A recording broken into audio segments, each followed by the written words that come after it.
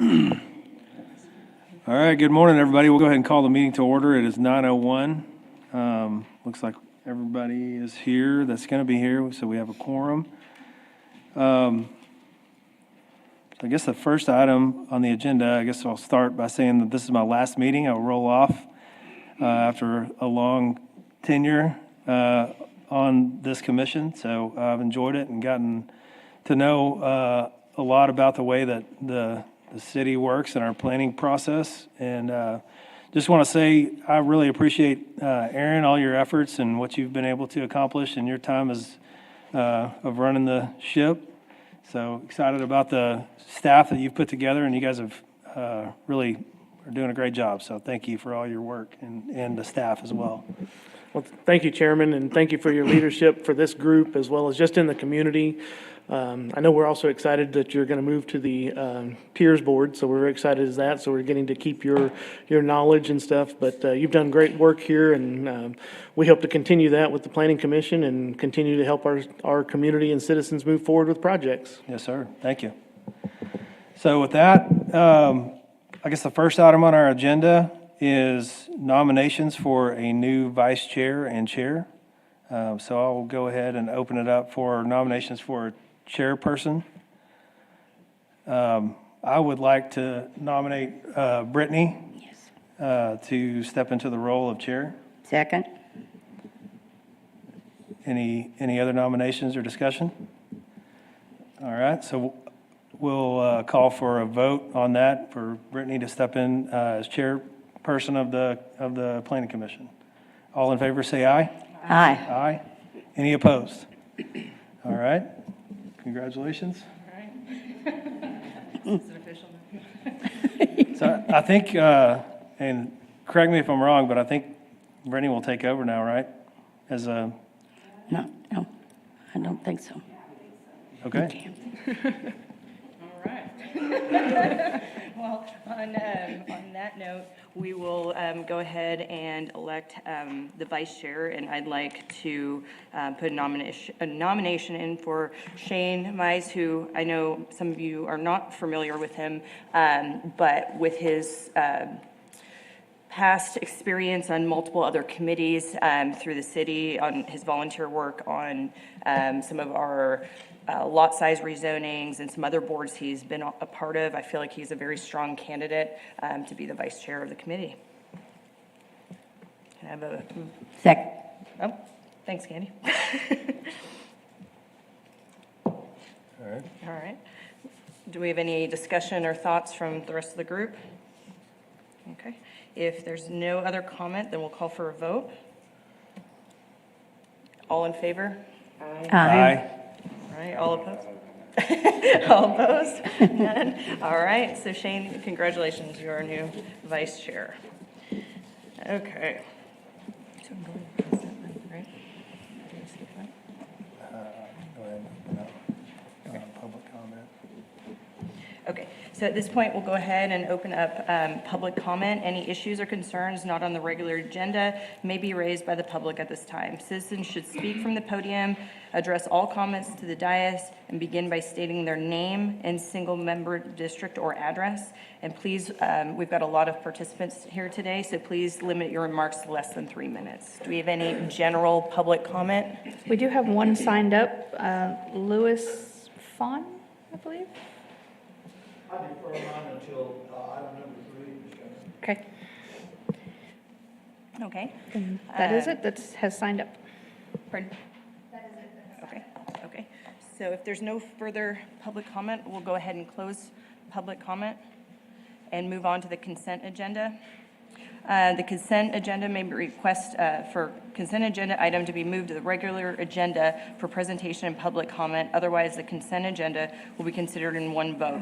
All items in the consent agenda have been recommended by approval by staff with no opposition received to date. Since some of the items on the consent agenda may require public hearing, the commission will accept public comment on any item, the consent agenda, in one public hearing. So with that being said, oh. I'm so sorry. Yes, thank you. Okay, so with that, do we have any comments from Planning Commission on meeting minutes from November 17th? Okay, so can I have a vote, please, on approving? I make a motion to approve. I'll second. Okay, all in favor? So Aye. Okay. I'm sorry, are we voting for the whole consent agenda item or just the one? Oh, did you want me to read the whole thing in, just as one? Okay, I'm sorry. So we're going to have a vote for the meeting minutes from November 17th, December 15th, and the third replat of Arden Acres Block 3, Section 3. Motion to approve. All in favor? Well, before you do that, ma'am, be sure that we ask for public comment if there is any public comment on the consent items. Sorry. Is there any public comment on the consent agenda? No, there's not. Okay, thanks. All right, we'll close public comment and go back to our motion to approve as presented. Oh. Is there a coffee pot out there? I know. We'll talk about botching the first one. Sorry, guys. All right. So we'll go ahead and we voted all in favor? Aye. So closing the consent agenda. Geez. Hopefully the rest of this meeting will go better, guys. Sorry. Ugh. Okay, we'll move on to the regular agenda, which is rezonings and the comprehensive plan amendments. City Council has the final authority for approval of rezonings and amendments to the comprehensive plan.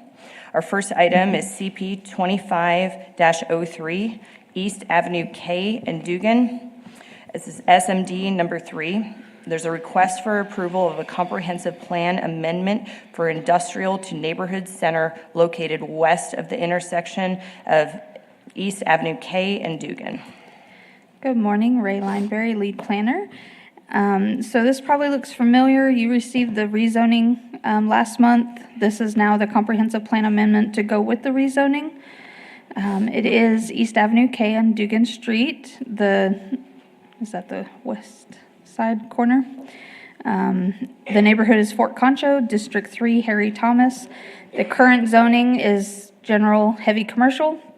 They requested to rezone to multifamily, low-rise residential.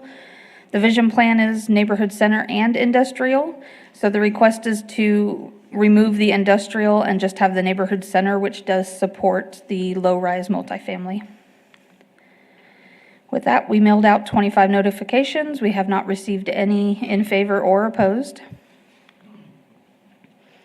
The left-hand side is the current zoning, which again, they had a rezone come forward last month for RM1, low-rise multifamily. And the right side is what we are changing. We're just going to bring over that neighborhood center to encompass the whole lots.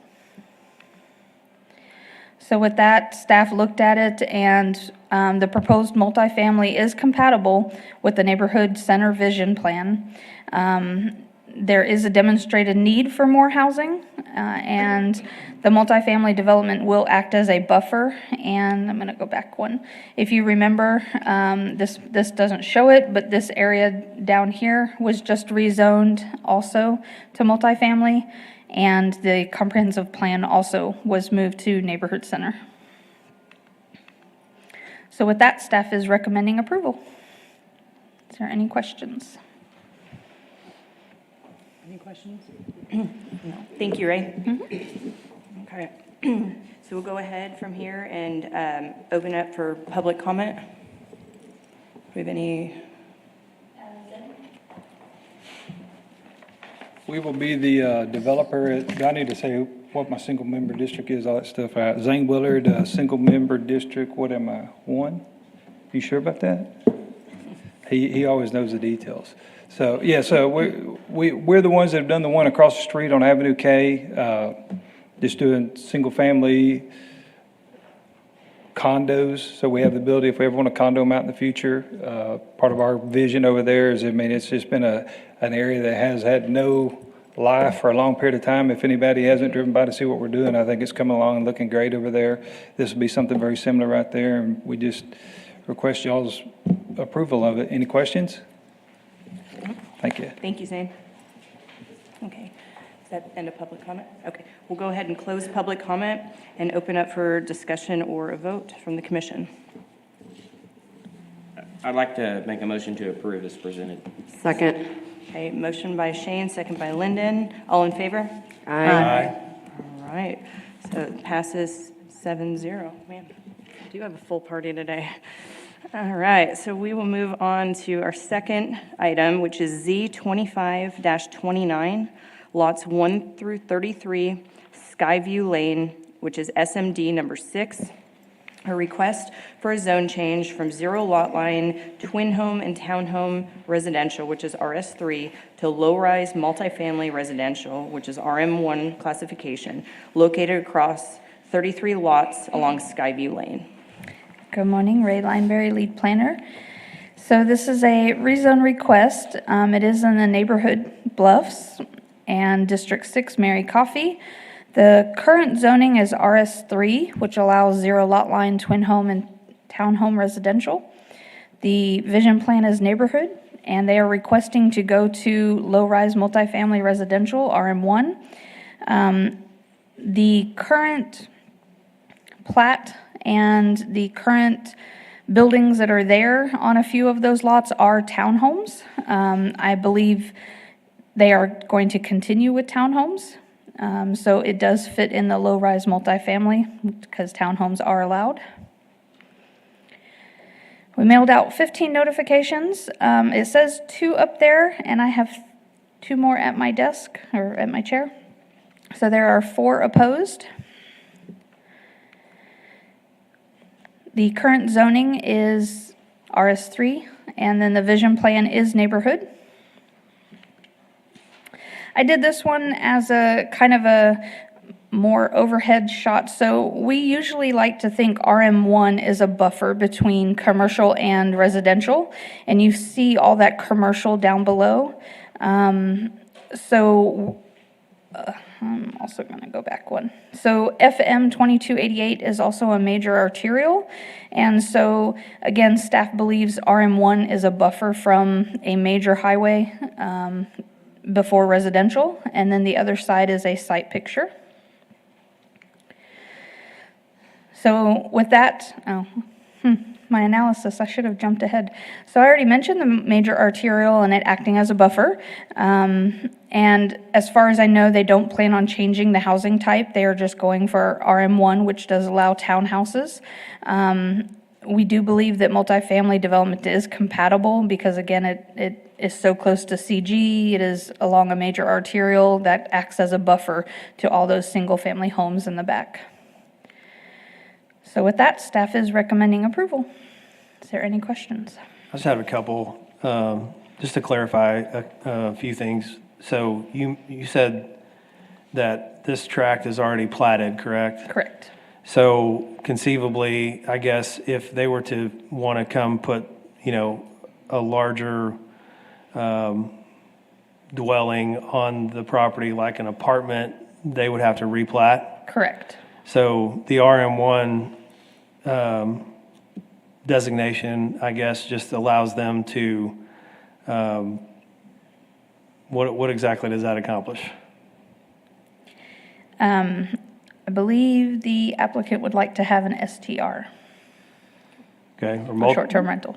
The option, I guess, for any of those? Okay. Yes.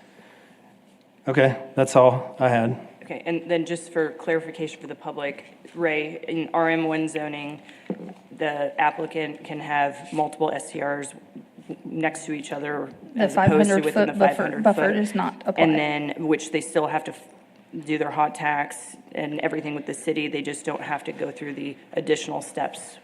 They do not have to come here for conditional use. Okay. And then in RS3, we follow a 500-foot rule? Okay. Yes. Thank you. Do you know if there are any short-term rentals within 500 feet right now of any of these? There is not. Okay. Any other questions? Okay. Thanks, Ray. There is a lot of public comment for this one, so if you'll bear Okay. with me for just a minute. Well, on that note, we will open this up to public comment. Again, please, we know that there's a lot of people with thoughts, but if we can limit our comments to 3 minutes or under, we greatly appreciate it. Zane, do you want to go first, or you want to go after everybody? Zane Willard, single member, District Number 1. The question about the 500 feet, would there be any other houses within 500 feet of here? I'd have to, guess I'm not understanding the question. So if it's only ever 500 feet that you can have a short-term rental, would any of the other houses fall within 500 feet? I'd have to measure, Could we go but- back to the slide that shows the plat, please? Oh, I had the clicker. Better Look at that, I thought reference. ahead. That's a great question, because I never really It thought about is. it that way. Yeah, I believe a few on the end there are. Okay, so the primary reason for going RM1 versus RS3, nothing will change in terms of the type of house we're building, it'll still be the same. We've had multiple inquiries for people looking to purchase them. They like the flexibility of having the STR by right, and the way I don't know the process, was that the planning commission, city council, whatever, by right, they've changed it now for if it's RM1, you can get that without having to come through planning commission and go through all the headaches in that regard. San Angelo's definitely got a shortage of high-quality rentals. If you look at the hotel motel occupancy right now, we said about 60%. That being said, if you go to I gotta be careful how I say it, the newer, nicer, higher quality hotels, they're at 100%. So when you go to the older ones that are built in let's just say before 2000, yeah, some of those aren't staying filled up on a regular basis, but when you go over there to behind Home Depot, they're $250 a night, 100% occupied. So the people that have purchased any of these that have STR ability, they're filling a demand for people that are traveling to San Angelo. A lot of them are traveling professionals that aren't staying there for 1 to 2 nights. They're staying for a week to 10 days. So we've got a pretty good demand for people looking for that kind of home that they can buy. That was the reason for the request to change it to RM1. That being said, we've also got several people that are looking at them for just, they want to live there. You know, they're smaller, they have a smaller yard, less maintenance, that type of thing. Any questions? If you did short-term rentals there, which I know is not what we're talking about, but is there a certain number that you're thinking of? Well, I wouldn't do any. So if you do, all we're doing by changing the RM1 zoning is if you buy one by right, you can come in, ask the permitting office to give you a permit. In that regard, you'll pay the hot tax and all the other thing. It keeps everybody legal and make sure that they do it the right way. I mean, we're just trying to make sure that they follow the rules. So more of a sellability standpoint than Correct. necessarily your action. No, not my Right, action. right. I'm still just a builder building it, but it gives, and I think we got several people here that have, they've expressed an interest. They bought some of them that have that zoning, and they know that it makes it a lot easier. It also makes it easier on the office up here, because they don't have to come in here and have to go through the turmoil of coming through here every time that you have to come ask for an STR permit in any neighborhood. That way, if anybody buys one before they purchase it, they're gonna know that their neighbor could turn that into an STR. The best part about an STR from what we've observed is that you have to keep it nice, clean, yard mowed. There's, if you do a monthly rental, there's really no, There's no incentive, yeah. Yeah. Nobody's gonna rent it if it looks like trash. yeah, correct.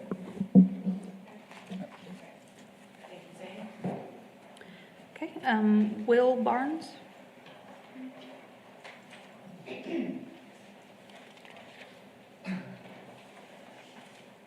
Hello, I'm Will Barnes. I'm single member District Number 1. Just wanted to talk on the RM1 rezone. In my opinion, I have investors that do have short-term rentals, and they love them, and they stay occupied. The people that stay there are usually there for a day or two.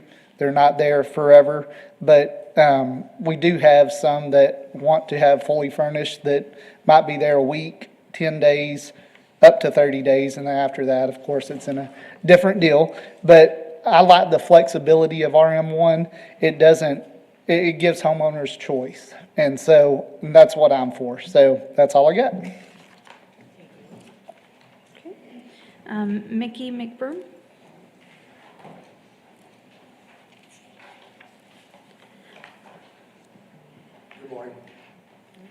Mickey McBroom. I live on Burlington.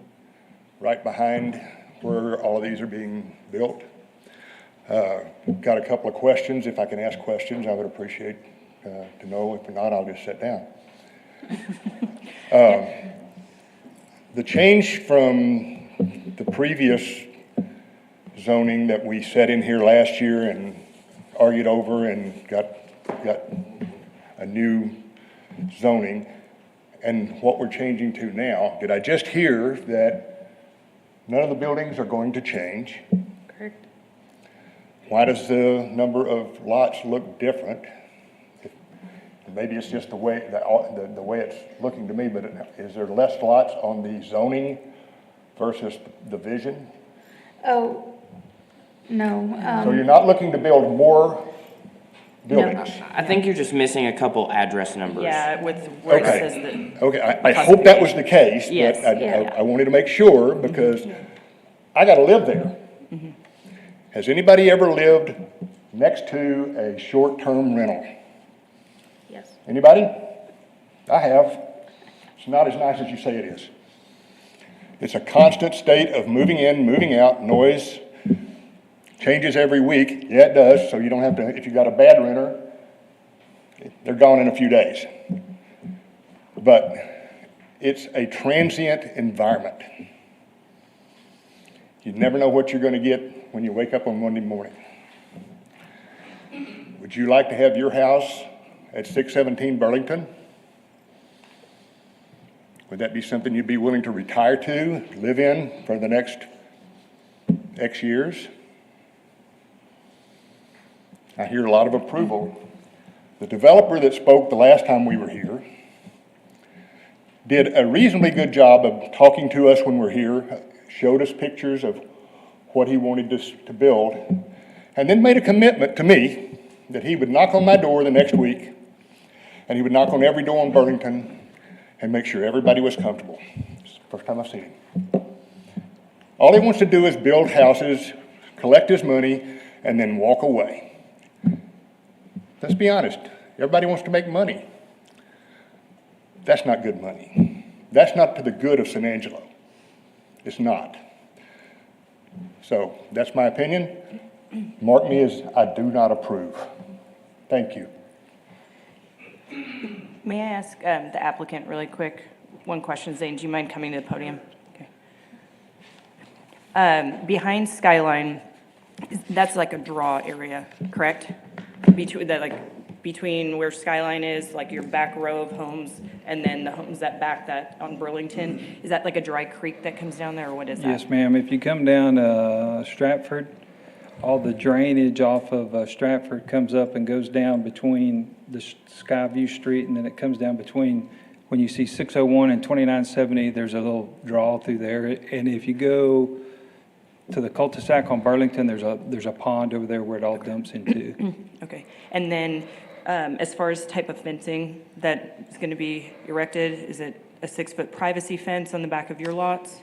The ones on the FM 2288, we're just putting those up right now. They're putting 7-foot privacy fencing up right there.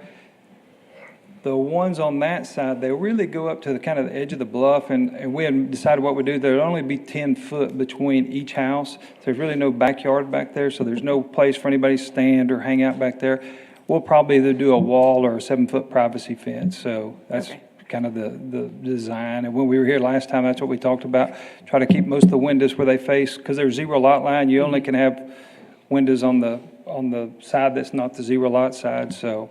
Okay, so as far as there's not a patio off the upper story of the back overlooking anything, or, and No. as you mentioned, it's going to be side yard, not rear yard? Is that Correct. Okay. Did anyone have any other questions while Zane's up? Okay. And then, thank you, Zane. Yes, sir, if you'd like to come back to the podium. Zane, did you specify it was going to be a 7-foot privacy Yeah. fence? So is that a wood construction? Yeah, wood at this point. I mean, we could go back. We've done several of them where we did these on the zero lot, and we come in there, we'll do like a brick fence between them. My preference is, if I can afford to do it, is to do anything that's stone, brick, something like that. It just, if you drive around San Angelo, and if you drive through the bluffs, probably the biggest eyesore, in my opinion, this is just an opinion, is the fencing, you know. Cedar fences in San Angelo, Texas, don't last very long. We have pretty extreme conditions. Last week it was 10, and here in 3 weeks it'll be 110. So they just, they don't last very long. So if I can do a brick fence, a stone fence, something like that, that's what I'll do. I don't know for sure that it'll work over there, but if we can, that would be my preference on those. From anybody that lives in the bluffs, the only way they'd ever see anybody is if they were standing at the back between that 10-foot gap. Otherwise, they're going to be up on the top, away from them. There's a pretty good buffer in terms of if somebody's coming or going, they're just not going to know it. Okay, thank you.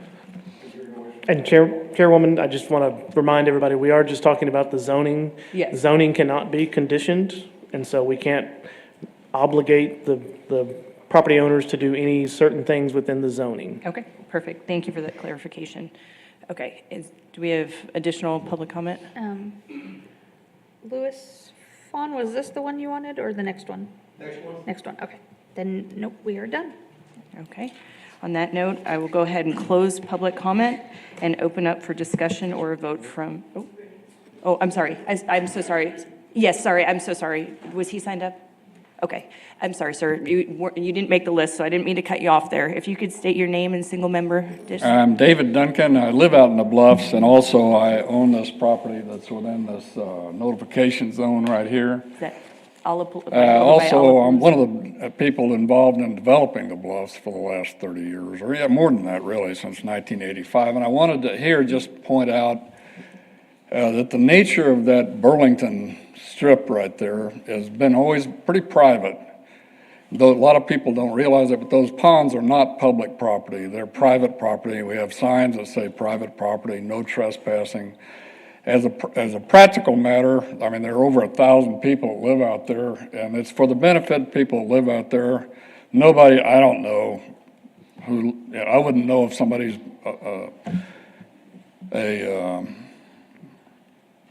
lives out there or not driving by, and the people that live there don't care either, as long as they don't cause any problems. And my name is actually on that, David Duncan trustee, but I don't own it. The reason I'm a trustee on it is that Philip, who owns it, Duncan, actually wants me to kind of keep the peace out there. So if I get a call from somebody that lives out there, I go down and look. I generally call the police. And because it's private property, I don't have to have any reason whatsoever to ask them to leave the property. And the people like it that way, and they don't want it public, because if it was public, you couldn't do that. Now, actually, the point I'm here to make is that if you go out there and look and walk along the back of where this is going to be built, and I don't really have any objection to it being built there, except that this property towers above the bottom below it, the part below it, and it's very close. I mean, if it's not 500 feet, I don't know if that was even, I'm deaf too, so I don't. But I would suggest here, and I would like very much for the people that live out there and the people who are building this to come to an accommodation and that the thing be a great success. But I would propose that they consider the people who are developing it, who I think are very good. And I realize you can't make modifications on this, but possibly they can come to an agreement with the people who live out here, is to restrict the line of sight from anything that comes above there so you can't see below, say, the top of the roofs below. There are swimming pools down there. I guess one thing I'm saying is that this is, if that allows another story especially, does it allow another story, a third story? No, it's low rise, sir, so two. Just 2 stories? Just 2. Well, then it would make it easier to do that, with a fence, with whatever it takes to restrict that line of sight from the windows and the patios or whatever there is in the back of those buildings. Ray, could we reflect back on the reasonable. one photo you had? I think the unit was green. There it is.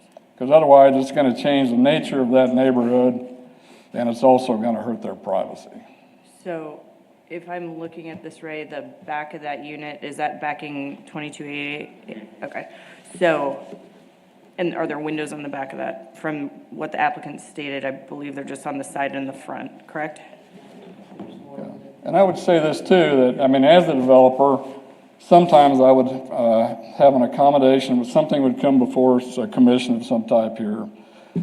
And I would agree that if I owned it, would restrict it for at least as long as I'm alive. I can't go past that because I'm not the only owner out there.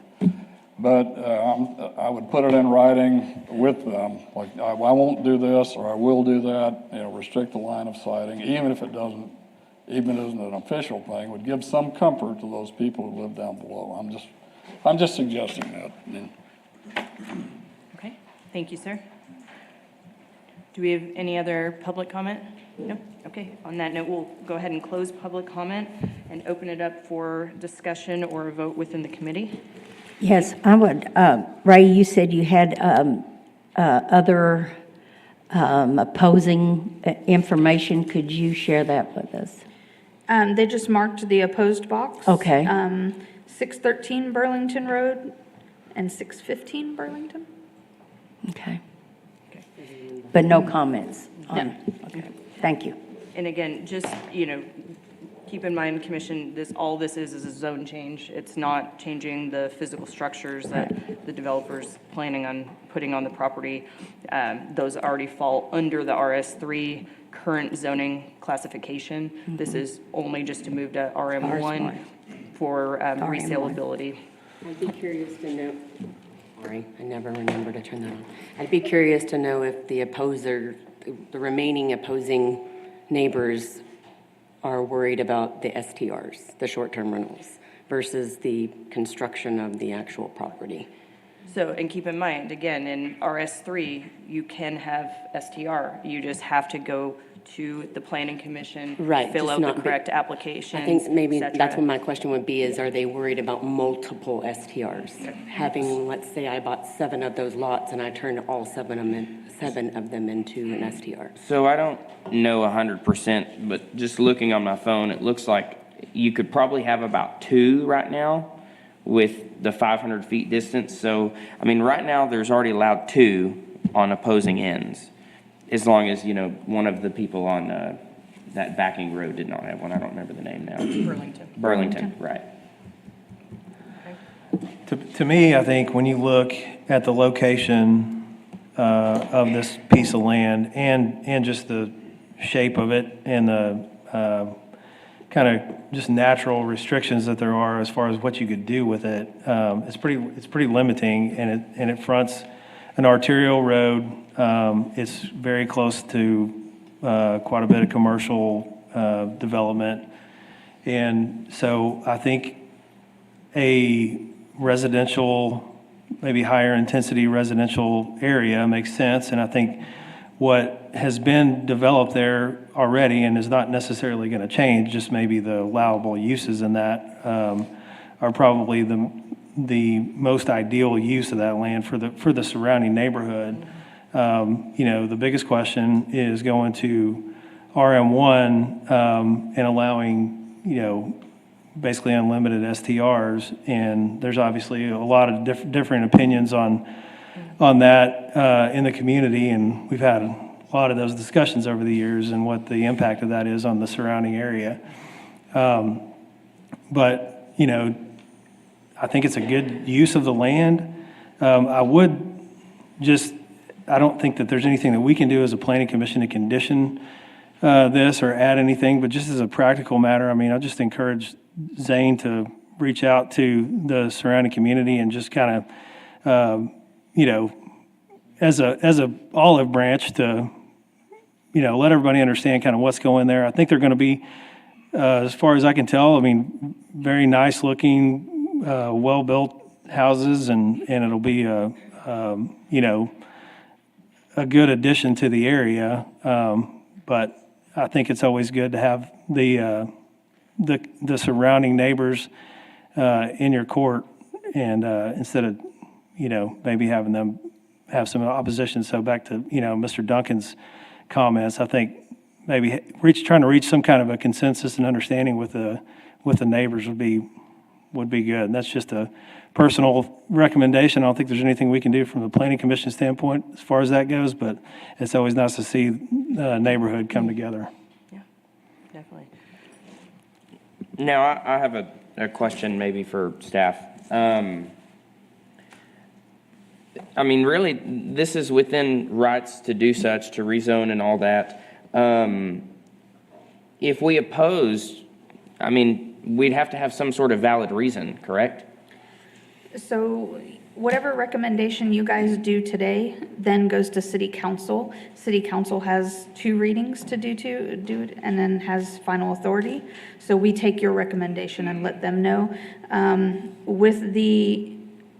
Possibly with the amount of opposition and your recommendation, it would probably have a supermajority vote at city council, or require. Okay, so the public has another chance to come and talk another 2 times about this, even if it does pass today? Correct. Just so they know, okay. Okay, that's a great question, thank you. Any more thoughts? I'd like to make a motion to approve as presented. Okay, motion from Shane, Second. second from Liz. All in favor? Aye. Aye. All right, any opposed? No? Okay. All right.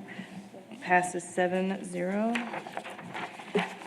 Okay, item number 3, Z25-30 Century Park Edition, Track 2, which is SMD number 1, a request for approval of a zone change from neighborhood commercial to low-rise multifamily RM1 zoning district for a 1.17 acre property at the intersection of South Bryant Boulevard and Century Drive. Austin Reed, Senior Planner. This one comes to you out of the Rio Vista neighborhood. It is District Number 1, Tommy Heber's district. The vision plan says that this is commercial. The property is a little bit over an acre, and what we have, as you mentioned, is a request for a zone change from neighborhood commercial CN to low-rise multifamily. So we did send out 10 notices as we were required to on this. We did not receive any official responses.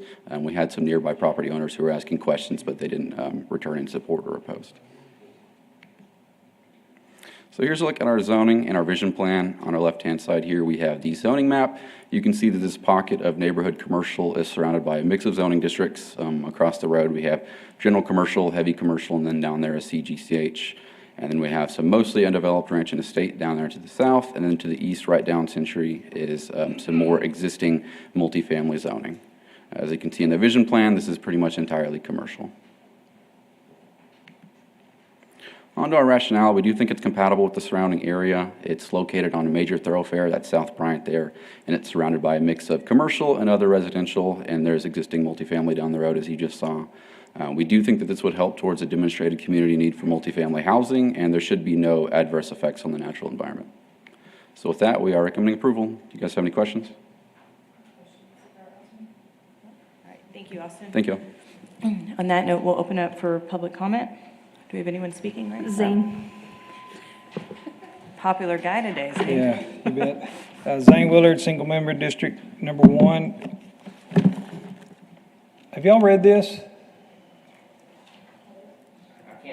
Yeah. The San Angelo Residential Housing Study 2024 update. I highly recommend it. So I run around town looking for these little oddball pieces of property that just have had no value for a long period of time. I love your comment. We have one going on Waco Street right now, and the lady next door to us opposed us. She then came to us after we've got them standing up, and she's wanting to buy one because she realizes how nice they are, what they've done to improve the value of her property, and she just didn't understand it. She went down the street. We did some on Houston Street that were, we did a little thing online. We had 43,528 views in 24 hours. I had over 300 phone calls, people wanting to buy these things. Because this little study right here, basically all it says is that our city needs to allow more flexibility, less myopic thinking about doing it the old way we've always done it, and make it more affordable. It's the number one driving factor that hurts any community. So we're trying to create affordable housing. So this little property right here that's in question, It's along Bryant Boulevard. We've asked for RM1. Once again, we can sell it for single-family home. It'll be a zero lot construction, but it's one plat, condensed.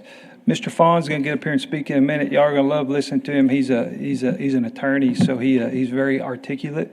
But he bought this about 30 years ago. He's been trying to sell it for 30 years. I'm the first person that's ever wanted to buy it. I mean, we're trying to turn something into something of value. It helps everybody. It creates work. It creates taxes for the city, ensures everybody has a job, creates prosperity, and it provides housing. And so long-term, you also have the added benefit of all the workers have to come maintain things. So I kind of went on a little rabbit hole right there. But this thing right here, for those that haven't read it, it ought to be, hey, for all new members, you ought to give them a copy of this, because I ask that question a lot, and a lot of times people don't even know it exists. I don't know what it costs, but I'm sure it wasn't cheap, and it is very, very good and valuable information. I go to it all the time. And so any questions of me about this one right here? No. Because I can stand up here and talk about this all day long. This is what I like to do. Thank y'all. Thank you, Zane. All right. All right, Louis Fawn. Good morning, friends. I've been an attorney in San Angelo over 50 years. And I've had this property for like 25 years or so. Zane Willard did not approach me to buy this property. I sought him out. And the reason I did was driving through around San Angelo like I do every day, I see the same things that y'all see, no matter what streets you drive up and down. And I kept seeing these rows of very nice, newly constructed houses that I thought were really crisp and clean. And I thought, that's what I'd like to have on Century Park. So I stopped there and I walked through some of those under construction, and I looked at I found the sign advertising that subdivision, and I took a photograph so that I could give a call to whoever these people are that are building these houses. So I made the call and I spoke to Zane, and I said, what's going on? Tell me about these houses. I've walked through them and they're top flight construction. And I got to talking to him, and he said, well, yeah, I'd like to take a look at that. Well, it wasn't properly zoned for what I was wanting to do with it, because I'm as civic-minded and as spirited as all of you are. I want our city to do well. I want nice things in our city. And every one of these houses that Zane and Dee Dee have built are just top flight. And I thought, that makes our property look better. I don't want a strip center at that place. I want my neighbors to be happy with it, because that whole neighborhood is multifamily and single-family dwellings that are of great quality. If you drive through Century Park, you will see a subdivision that we can be proud of. And it's been that way ever since they've built it. So if I drive by there and I see some of the houses that Zane and Dee Dee are going to build, I'm going to be very happy about it. I think you all will be too, because it's going to really add to the visual aspects of our community. And I hope that y'all will improve it. Thank you. Do y'all have questions for me? Any questions? No? All right. Thank you, sir. Appreciate you showing up today. Thank you all very much. That's it. All right. On that note, we'll go ahead and close public comment and open up for discussion or a vote. I'll make a motion to approve as presented. Second. All right. Motion by Lyndon, second by Candy. Y'all are fast on that I button. know. All in favor? Aye. Okay, passes 7-0. Okay, our next case, Z 25-31, 1805 South Bryant Boulevard. Request for zone change from general heavy commercial and light manufacturing to general commercial zoning district at 1805 South Bryant Boulevard. Thank you. Austin Reed, Senior Planner. This request comes to you from the Rio Vista neighborhood again. This one is District Number 3, Harry Thomas's district. The vision plan says that this is commercial, and the property here is about 0.75 acres. What we have, as you mentioned, is a request for a zone change from a mix of light manufacturing and CGCH to low-rise multifamily. So we sent out 14 notices, did not receive any official responses. Once again, we had some surrounding property owners who were asking questions, but they didn't return anything. So here's a look at our zoning and our vision plan. On the left here, you can see that mix of light manufacturing zoning and the CGCH zoning. Both of those have probably been there for a very long time, but we know that this functions as commercial and not so much manufacturing. The vision, as you can see, is entirely commercial up and down the South Bryant Boulevard corridor. On our rationale, we do think it's compatible with the surrounding area. Of course, it's located on a major thoroughfare, and it's surrounded by existing commercial businesses. The South Bryant corridor is a needed and longstanding commercial area of the city, and there should be no immediate adverse effects on the natural environment. So with that, we are recommending approval. Do you guys have any questions about this? Any questions for Austin? The building that's on it right now, what is it being used as? I'm not aware of it being used for anything, and I'm not aware of what the applicant's intentions are either. I think this is really just kind of a cleanup case to kind of make way for whatever they want to do with the land or that existing building. I think it's where Old Pit was, right? Right. Okay. Yeah, so it's restaurant on either side of it, and then this is the pad side, I guess, where the restaurant was previously, and then access from Avenue N behind it. But the other structure The building at on the, that, yeah, the building at the back has had some occupancy. I think a real estate agency had it there for, well, I'm not sure that it's occupied at the moment, though. Okay. Okay. Any other questions for Austin?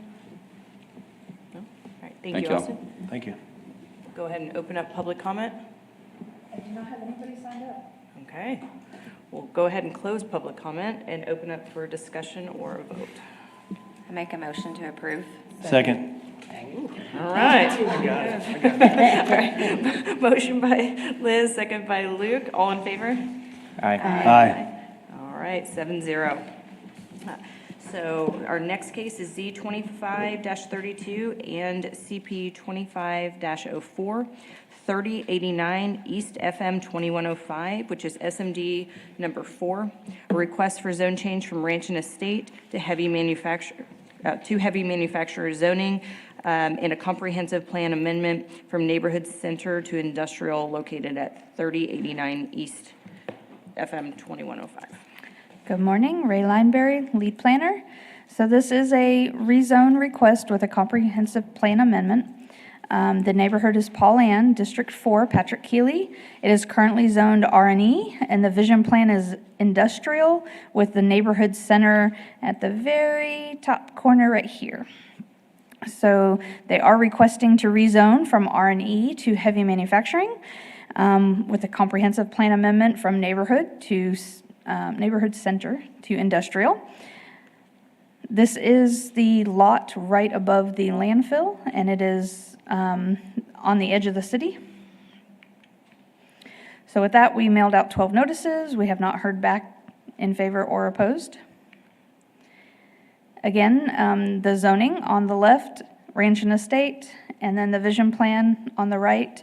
It is mostly industrial, which will fit the rezoning. And so we are trying to move the vision plan to include that corner that's neighborhood center. The vacant lot at the moment, so that is a picture.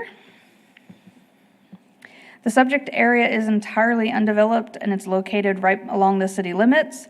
To the south is the landfill. There are some manufacturing businesses already around it, so in a light or heavy manufacturing zoning is compatible with the area. The industrial type development, we believe, will continue expanding in that direction, and we do not believe there's any adverse environmental effects. So with that, staff is recommending approval from ranch and estate to heavy manufacturing, and then a comprehensive plan amendment of neighborhood center to industrial. Is there any questions? Can you go back to the vision plan slide? And Ray, this is the area that they have the future expansion of the rail port, is that correct? Correct. And the rail port's directly to the west of this? To the west. Mhm. Okay, thank you. Okay. All right, any questions for staff? Yes. Sorry, I'm losing my voice. Where is 208 to that? I'm trying to envision where that is, like Highway 208. If you're looking at that. I believe It's further west. Further west. So this is between 208 and 277 as far as north-south. This is just north of, you can see Old Ballinger Road that would connect into 277, just north of the landfill area. And you can see the railroad that goes up there and stops about FM 2105 into our railport area. And then, Ray, with the neighborhood center up in the top corner, what was the rationale for that? Neighborhood center is always put at an intersection, thinking that it would lead out to neighborhoods and it would kind of act as a buffer. Okay. And our master thoroughfare plan, Covington and the other road that I'm not going to try to attempt to say its name, starts with an S there. Those are classified as major roads. They're not built that way today, but that was the intent back in 2003 when the master thoroughfare plan and the vision plan came through. But as you know, we're getting ready to get into our comp plan revisions, and this will be an area that we re-examine to see if neighborhood center makes sense. Okay, so with that, with the rezoning, does that trigger anything on having road width change or nothing at this point? Nothing today. That would be a plat process, and it'd have to be a final plat process. Okay. Thank you. Any other questions for Ray? What are all those properties north of Modal being utilized for? Is that? These right here? Yeah. A few of them are homes, but there's a couple that are farm, agricultural. Okay. That's all I know. This is city-owned property, correct? Correct. So the city limits kind of goes around it. There, everything on the side is not in city limits. Okay. All right, thank you, Ray. And then, do we have any public comment on this one? Okay, so go ahead and close public comment and open up for discussion or motion. Make a motion to approve. Second. All right, motion by Luke, second by Shane. All in favor? Aye. All right, 7-0. On that note, we'll move on to subdivision plats. The Planning Commission has final authority to approve. Appeals may be directed to City Council. Our first case today we'll hear is PP 25-05, South Plains La Mesa Rail Park, which is SMD number 4.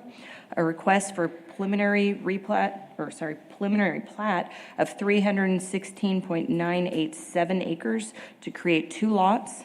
Lot 1 being 247.442 acres, and Lot 2 being 61.943 acres. South Plains La Mesa Rail Park under Ranch and Estate zoning and located at 3089 East FM 2105. So this is going to look familiar, really familiar. We just discussed it. So we just did the rezone. This is now for a preliminary plat. The city is looking at breaking it into 2 different lots. So this is a Pauline neighborhood, District 4, Patrick Keeley. It is currently zoned R&E with the zone change request that you just had, and the vision plan is industrial and neighborhood center. They are requesting to preliminary plat it into 2 lots. Again, ranch and estate, industrial and neighborhood for a vision plan. And this is the preliminary plat. The city is going to keep Lot 2 and I believe is looking at selling Lot 1.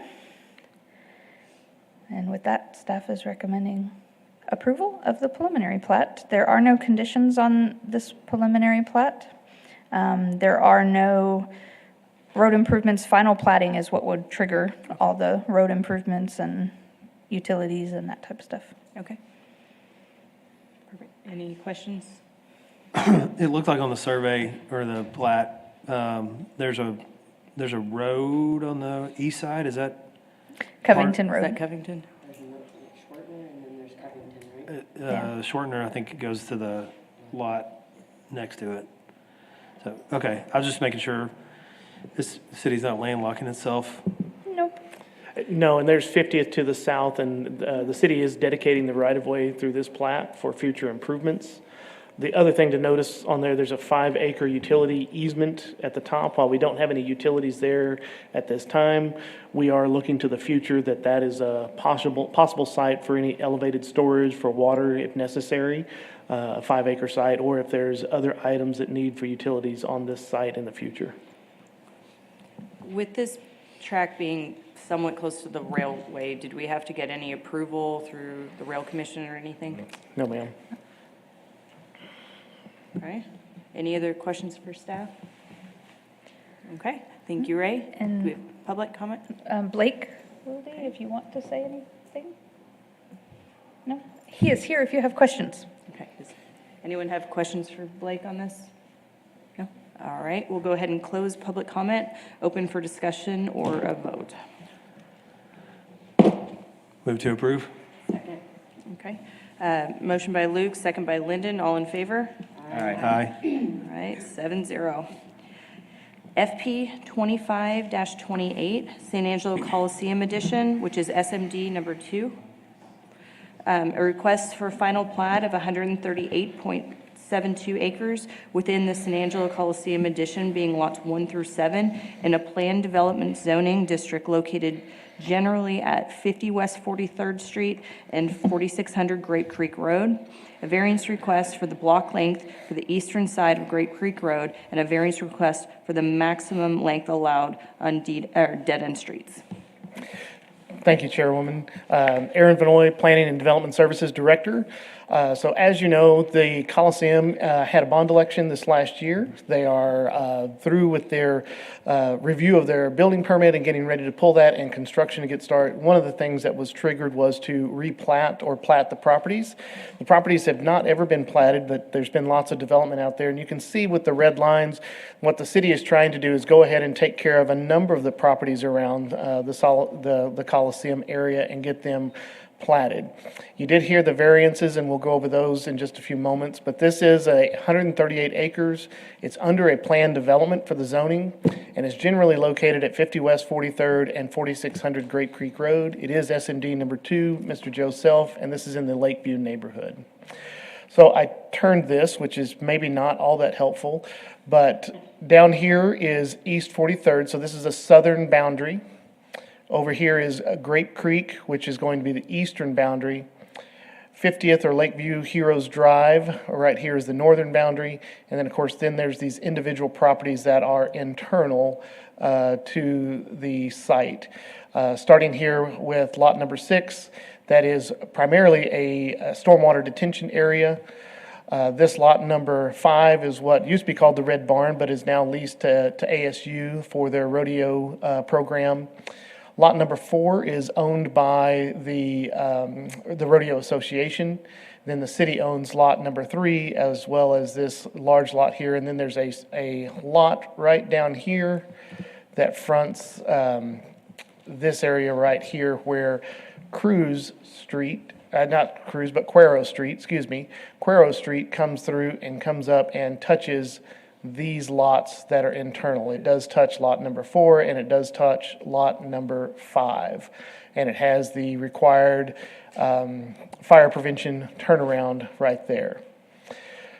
So to talk about the variances, one of the variances is this is a dead end longer than 750 feet. It does have the emergency turnaround. And the reason why we are requesting a variance for this is a large parking lot.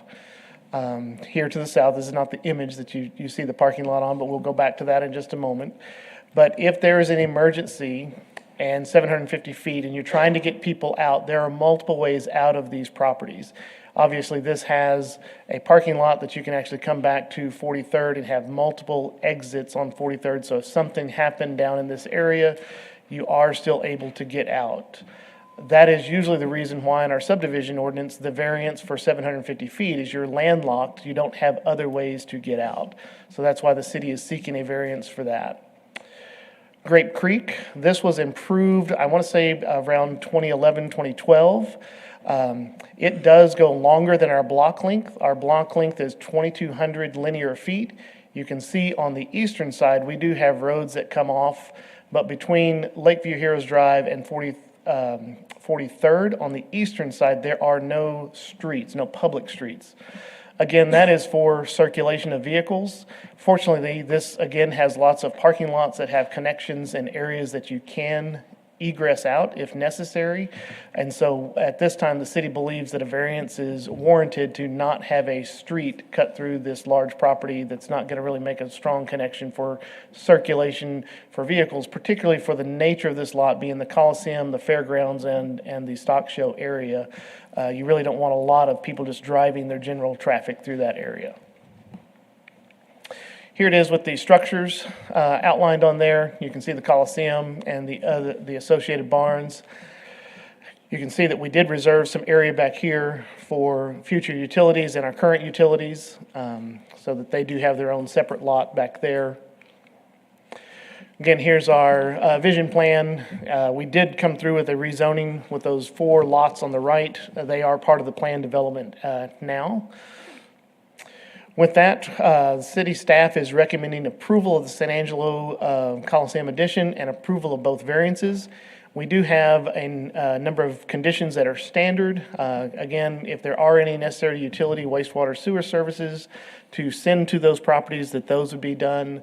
We are going to submit a drainage study and make any required improvements, or really a revised drainage study for the area. The street improvement to Cuero Street, that's that dead-end street, we are seeking a deferral. It currently has some asphalt on it and is functioning very well for the use that it is. Although it was dedicated years ago as a public street, this plat kind of rededicates it.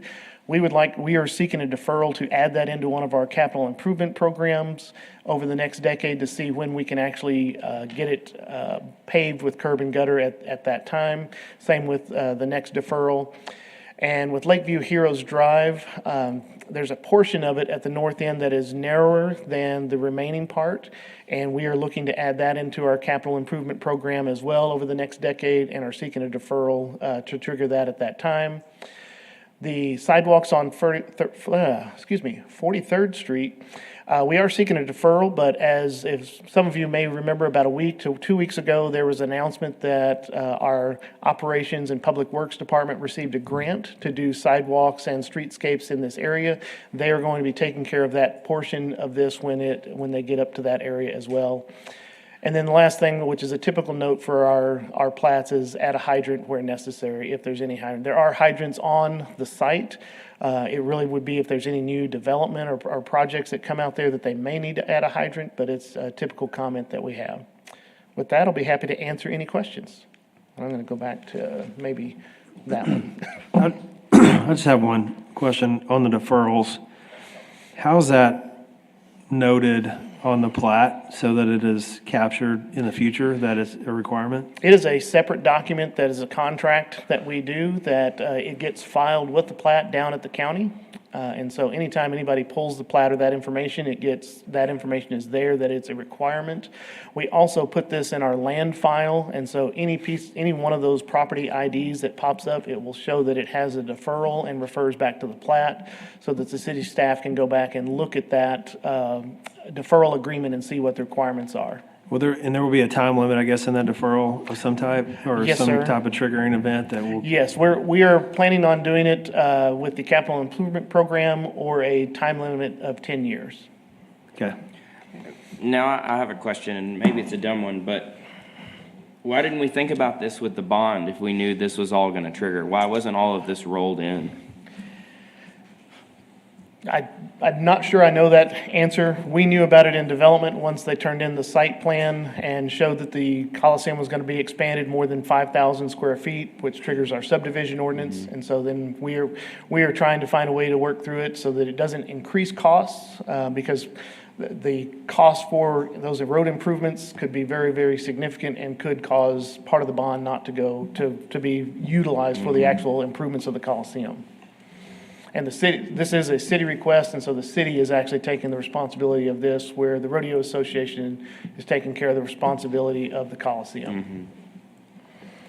So on the deferral on the Cuero Street, have, the fire marshal's fine with the current width, and as far as if there's potholes or anything like that, they don't see any issue getting vehicles up there if they needed to? Correct, and it's hard to tell on such a zoomed out area, but from about right here down is all pavement, all the way back, include getting to that property. We are trying to straighten out this intersection. While this actually has pavement underneath it, our operations department comes in and they do some minor maintenance in that area. But I know that our fire marshal may still be in our audience. To date, they have not made any mention about accessibility.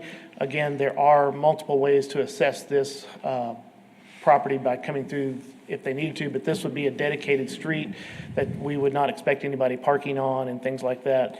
We will stripe the parking lot there to show the hammerhead, those types of things for the improvement. So it goes up farther than what's in this photo, that road easement of It goes right up to this property right here, and I'm going to turn off you can see that it goes to that property. That gives that property direct and abutting access where the property to the north actually touches 50th Street. The reason being, this is the outdoor arena, and they have a little service entrance here for maintenance and stuff, but they really don't want that. We really don't want that as a dedicated street. There's just not enough room through there unless we went through and demoed some area which would impact this outdoor arena significantly. Okay. Thanks, Aaron. Any other questions for Aaron? Okay. On that note, we'll open it up for public comment. Russell Gully. All right. Morning, Russell. Good morning, Russell with SKG. Aaron did such a great job. I really don't have anything else to add other than to ask for your approval of the variances as requested, and would happy to answer any questions. Okay. Any questions for Russell? No? Thank All you. right. Thanks, Russell. Okay. And then just again for clarification, as far as the deferrals the city is seeking, those will be notated on essentially an addendum that goes with the plat, giving the ability to defer for up to 10 years. Yes, ma'am. We have an official contract that we do, so if any developer that comes through that's part of the ordinance, they could seek a deferral, and we do that contract with them. We have to show what it would cost and things like that, and then we put that with the filed plat as well as with our land files. Okay, and sometimes, when a developer seeks some deferrals, every once in a while, to my understanding, they have to put up some monetary concessions for this. Is the city required to do that? That is up to our city engineering department. They're the ones that work through that process to see what would be needed to be put up for that. Okay. All right. Thank you, Aaron. All right, on that note, if no one has any other questions, we'll open up for discussion between our commission or a vote. Make a motion to approve as presented by staff. Second. All right. Motion by Liz, second by Shane. All in favor? Aye. 7-0. Okay, so our next cases, are we reading these all three together? Yes, 3, 4, and 5, I think it is. And then Shane is going to have to recuse himself for these, so our commission will be down to 6 voting members. And then just really quick, Austin, when we're reading these in and taking votes, are they 3 separate votes? It will be 3 separate motions, votes, but I asked that the preliminary goes first. Okay. All right, so PP 25-06 Day Edition Preliminary Plat, SMD number 2, a request for approval of preliminary plat for lot 11, for lot 11 lots, over 3.928 acres between 30th and 31st Street within the RS1, RS2, and RS3 zoning districts. Thank you. Austin Reed, Senior Planner. We are presenting these 3 cases together, which includes a preliminary plat and 2 final plats, all for the Day Edition. The preliminary plat covers sections 1 and 2, 11 lots in total, almost 4 acres. This is District Number 2, Joe Self's district in the Lakeview neighborhood. The zoning here is a mix of RS1, RS2, and RS3, and the vision plan says that this should be neighborhood. So the final plat is kind of the lower portion of this subdivision. It includes 10 lots there along 30th Street for 1.2 acres. And then the district and neighborhood is the same. The zoning for this section is entirely RS2. Vision plan is again neighborhood. Section 2 is the upper portion of this subdivision, and it is one big lot over 2.6 acres with most of the same information. The zoning on this section is the mix of RS1, 2, and 3. So here's a look at that preliminary plat. You can see how this is subdivided. It's between 30th, 31st, and then Travis Street is there off to the east. This is section 1, which is those 10 lots along 30th. And then this is section 2 with the one big lot on that East 31st Street cul-de-sac. So here is our zoning and vision. On the left-hand side here, we have the zoning. You can see that mix of residential zoning districts that I was talking about. Within the RS2 area, they will be able to either build single-family homes or two-family homes, whichever they desire, on those 10 individually subdivided lots. And then for the vision, we have neighborhood.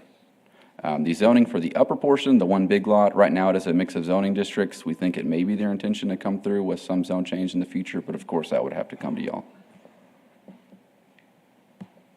Look at the thoroughfare, East 30th, 31st, and Travis Street are all local roads, and they do all meet our standards, so there were no variances requested or necessary in this case. And so with that, we are recommending approval of the preliminary plat.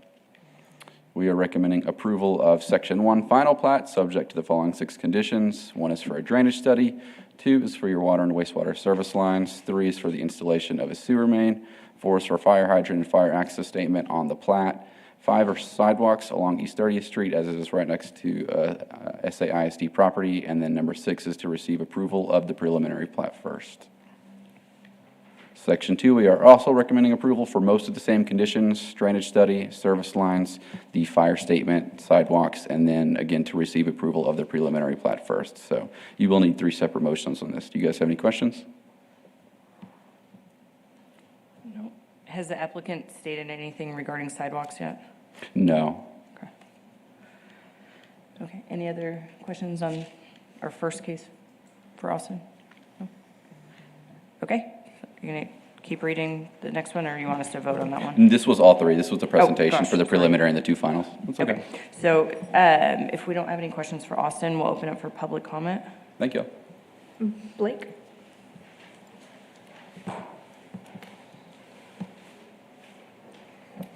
Good morning. My name is Blake with Wilde Engineering and Surveying. We don't have any comments except for anything just on the sidewalk requirement. We're just curious what's triggering that. That'll be the school property there to the west. Yeah, it's not actively being used as a school. It's not even on their district website as a school, so I'm just curious why that is being triggered. I think when we looked it up, like, it was under the tax roll still as a school, because that was my biggest question, because Yeah, well, we're just trying to make sure it's just, if it has to be done according to the ordinance, I mean, it'll have to, but if it doesn't have to, we're just There is a asking waiver process, and I believe this property in the past has gone through a waiver process in the Right. past. But anytime new development comes in, we have to start again. And so, but if that's something that they are able to ask for a waiver through that process. Okay. So, yeah, that's all we're looking for, is just a waiver on the sidewalks there. So, any other questions or anything? Everything else looks good to us. Okay. Any questions from Blake and the commission? Do you guys want to bring up your requirements again, please?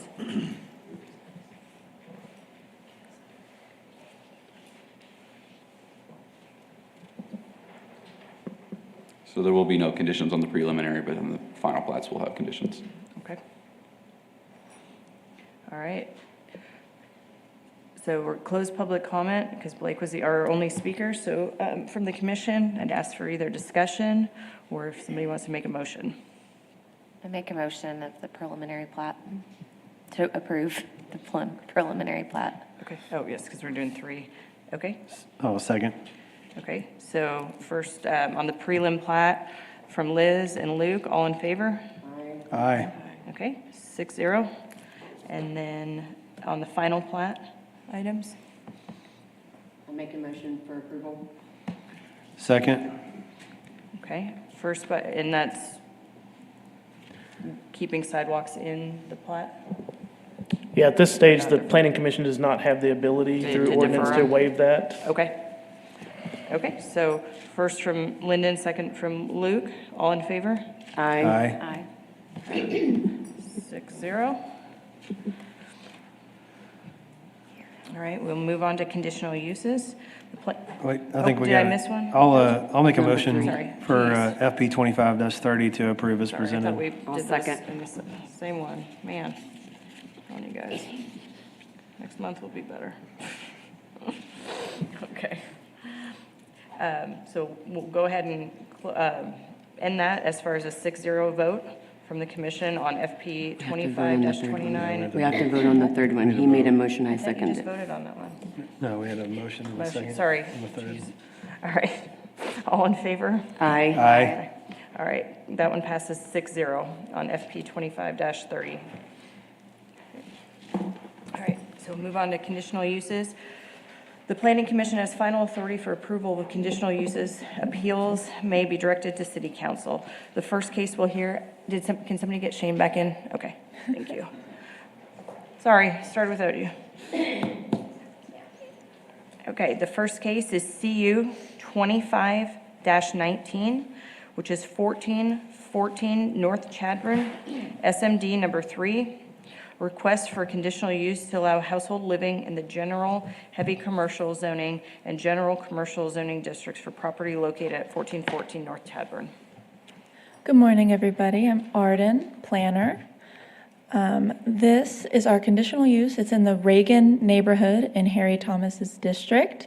As stated, this is general commercial and general/heavy commercial zoning districts. Vision is neighborhood split with neighborhood center, and we have a request from an applicant who is looking to obtain a change of occupancy for household living. They had to come to us to get a conditional use before they can move forward with their building permit. So we were required to send out 18 notices. I do not have any responses so far.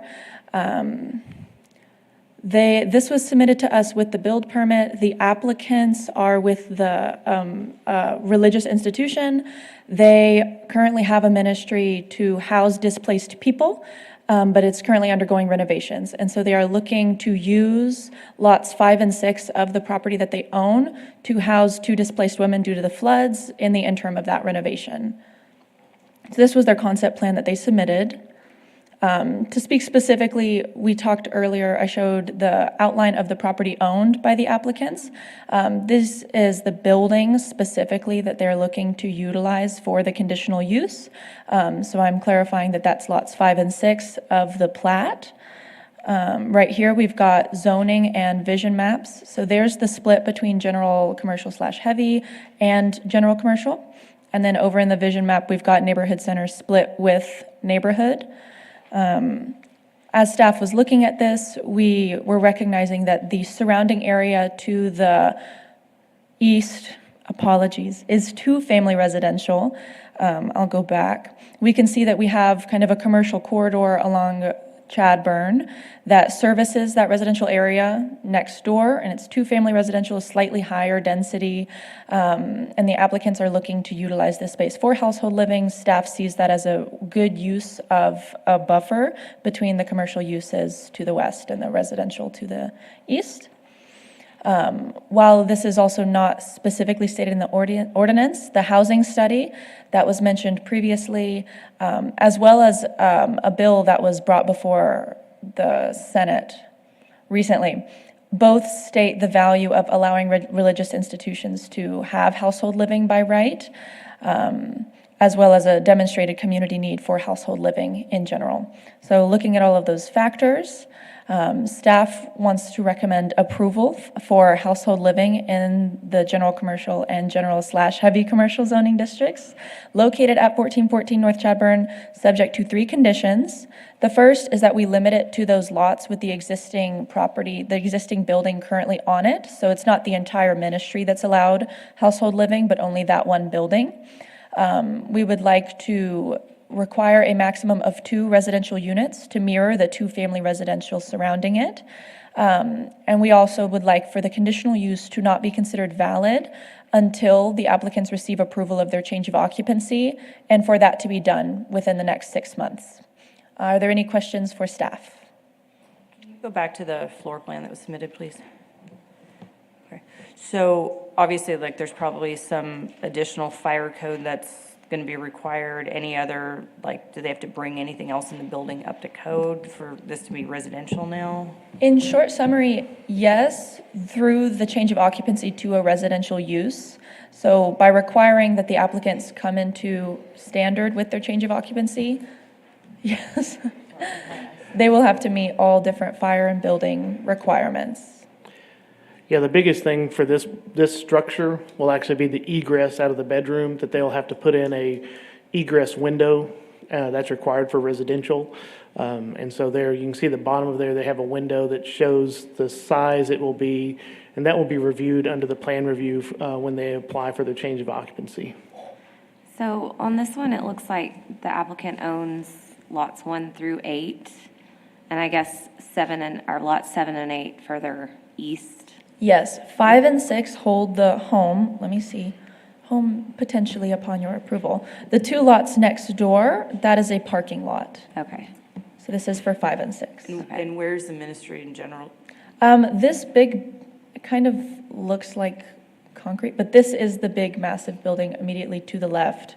That is where they house the religious services. This current building is being used, from what I understand, for small group and Bible study. Okay.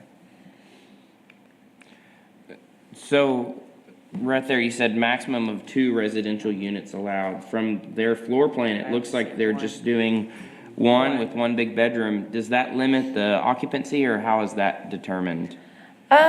You are correct that their current floor plan only shows 1 dwelling unit, and our decision was to give them a requirement that we feel mirrors more accurately the surrounding area, even though that's not directly their intention via this concept plan.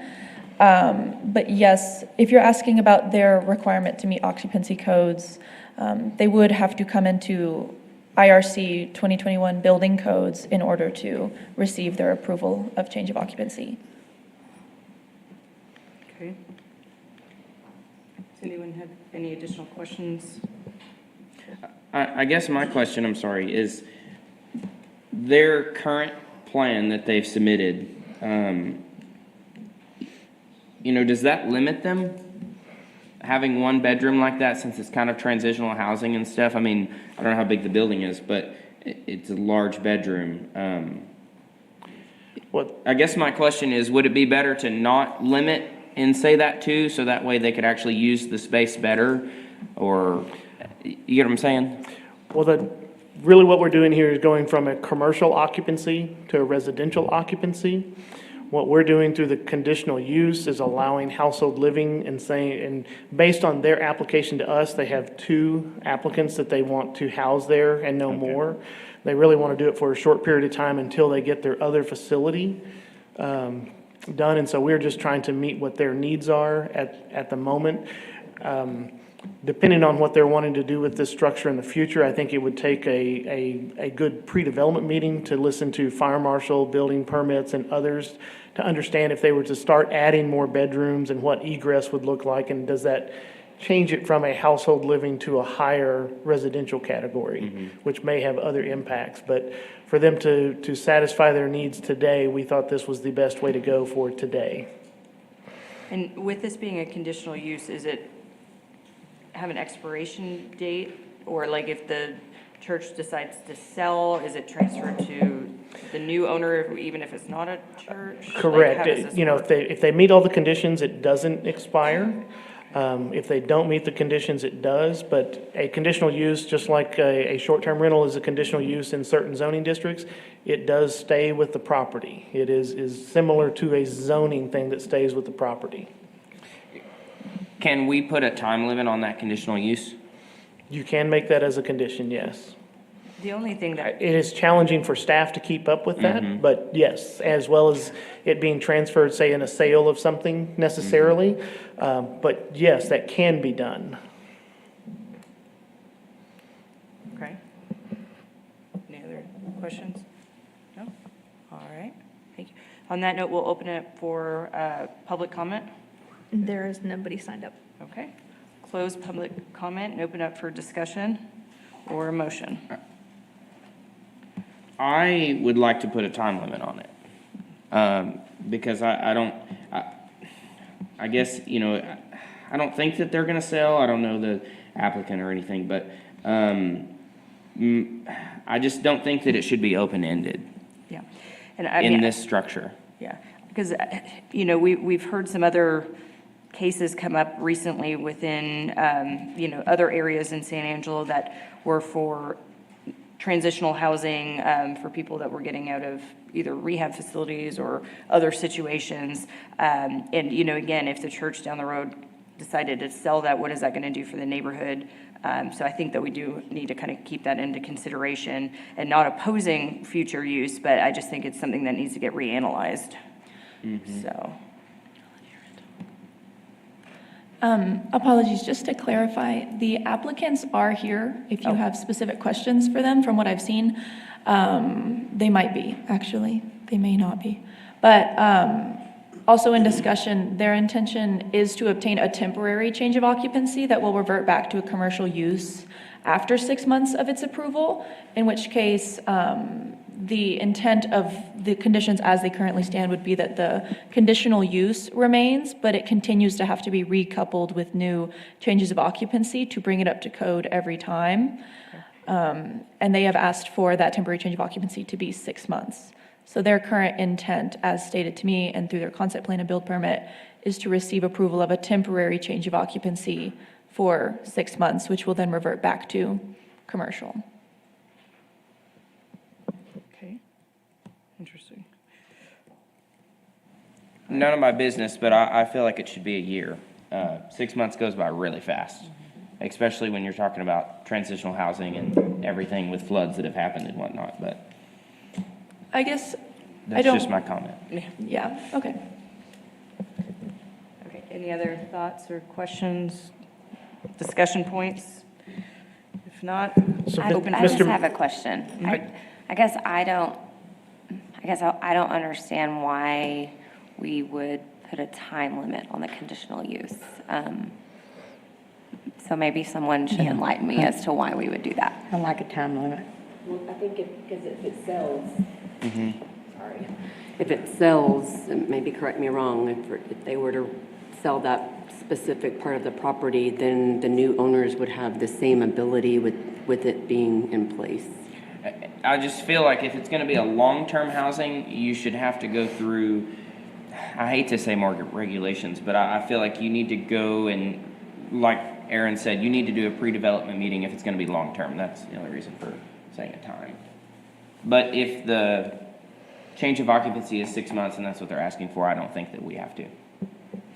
I say, under the building code, the longest a temporary change of occupancy can be is 6 months, I believe. And so I think that's why they chose that timeline. Doesn't mean that they may not request it to be extended. But I see y'all's concerns. And Arden, could you go to the zoning map that you have on there? And you can see it's adjacent to the RS2 family neighborhood. While we don't see the Chadburn corridor significantly changing in the next 10 to 20 years, we know this church is a very old building. It was built in the 50s. If you were to drive by it, it's got those scalloped awning that faces the alleyway. And I think they're a very good program. But I think this area might be in transition. We also know that our housing study is looking to house folks in general commercial areas. But again, I believe there's building codes that help regulate the structures and things like that. With their request, trying to house a couple of folks, maybe from their congregation that are getting ready to get their houses rebuilt. From a staff standpoint, it seems reasonable to find those accommodations. But we also do share what if it stays residential for the rest of its life? Is that really problematic, or is it not under the conditional use, allowing household living? And so that has been kind of a question in our mind. They've kind of satisfied saying, hey, we're only doing this for 6 months, and when the change of occupancy expires. But if that is the desire through the motion to put a time limit, we'd ask it to be specific, whether that be 1 year, 2 years, something like that. So if the property were sold and whomever purchased this property and was abusing the conditional use somehow, I mean, it's conditional, so there's the ability to revoke that conditional use, That is correct. We would follow our standard zoning compliance issues, just like we would with any zoning property. They would work through code enforcement. If it's very egregious, we could come forward with asked to revoke that conditional use here through Planning Commission, just like we could do that with a short-term rental or other conditional uses. So there are some protections there for the neighborhood. We obviously would need some neighborhood participation at that point to tell us kind of what's going on, because city staff just doesn't go out looking for, well, are they in compliance today? Right. So we just want to be aware of those things, but thank you for bringing that up. Okay, any other thoughts or questions, discussion points? Or if anyone wants to make a motion? I'd make a motion to approve. Second. All right, motion by Shane, second by Liz, all in favor? Aye. All right, 7-0. Shane, this case is up to you. I need to recuse myself. I gotta figure out where we were. Okay. So item number 2, CU 25-20, 1905 Beatty Road, single member district number 1, a request for a conditional use to allow a short-term rental located at 1905 Beatty Road. And there we go. Good morning, Ray Lineberry, lead planner. This is a request for a conditional use for a short-term rental. It is at 1905 Beatty Road. It is in the Country Club neighborhood, District 1, Tommy Hebert. The current zoning is RS1, single-family residential. It is a vision plan of neighborhood.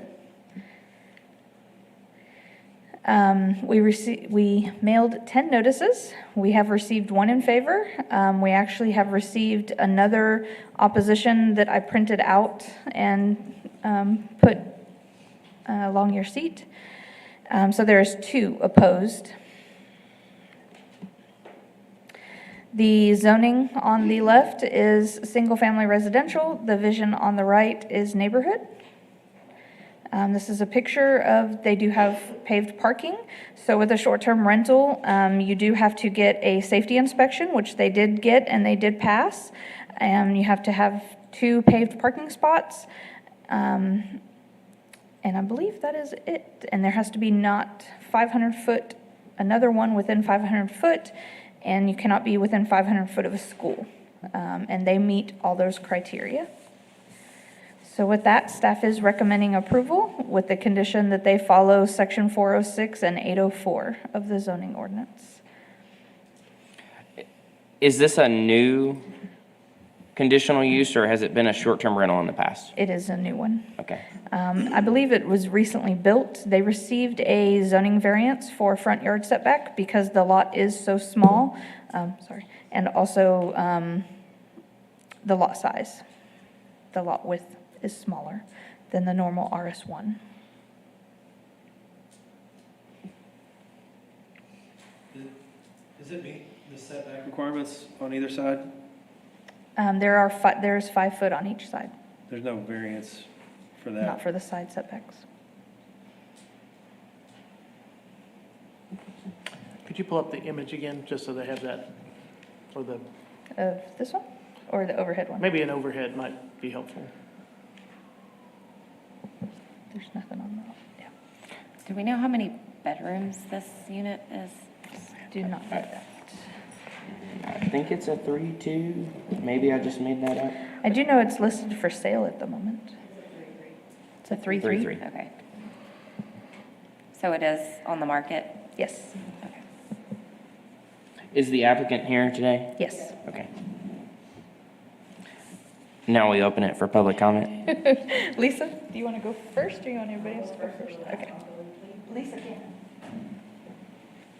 Lisa Cannon, I work for Clearview Custom Homes. We built this beautiful and unique home. It's rammed earth on the bottom, so it's very energy efficient. It is 3-bedroom, 3-bath. We are asking for the short-term rental. I know some of the opposition is going to be parking, but we cover that. We do have the 2 paid parking, and there's actually space. That's the crushed granite. If you go back to the other picture, you can kind of see where the sign is, that there's actually 3 parking that is completely out of everybody's way. So that's not any worse than any other of them. Sorry, alarms. This went for a really long meeting. So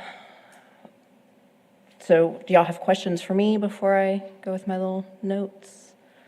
Are you planning on operating it as a short-term rental, or your plans to sell it? The current plan is to operate as an STR, but it is on the market for sale. So Gotcha. both. We have plenty of us as like operators as far as enforcement goes. We all live very close, like I'm out and about all the time, so enforcement's not an issue. I don't care if it's 2:00 in the morning, they can call me. There's at least 10 other STRs that surround the lake all the way around. We'd of course abide by all the, section 406, 804. I've learned a lot about this in this process. So lots of codes, lots of enforcement things that protect the neighbors. I do know somebody asked earlier who has lived next to one, but who has stayed in one? Who's ever used an Airbnb, that kind of thing? And I'm sure you didn't trash it. I'm sure you didn't, weren't the worst people that have ever lived next door to somebody. How long has it been on the market, Lisa? It was parade of last year, so April, May. And you'll haven't currently rented it as a short-term or anything like that? Not short-term, Okay. no. Gotcha. I think we're good. Ray, do you have any other public comment? We have more. I do want to make sure the board knows that if this was to get approved today, renewals start, they have to have an application in April 15th for the renewal process to be done by June 1st. So there is, I'm going to say about 2 months worth of phone calls, complaints that it'll give them the opportunity to show 2 months worth. But it is open for renewal April 15th.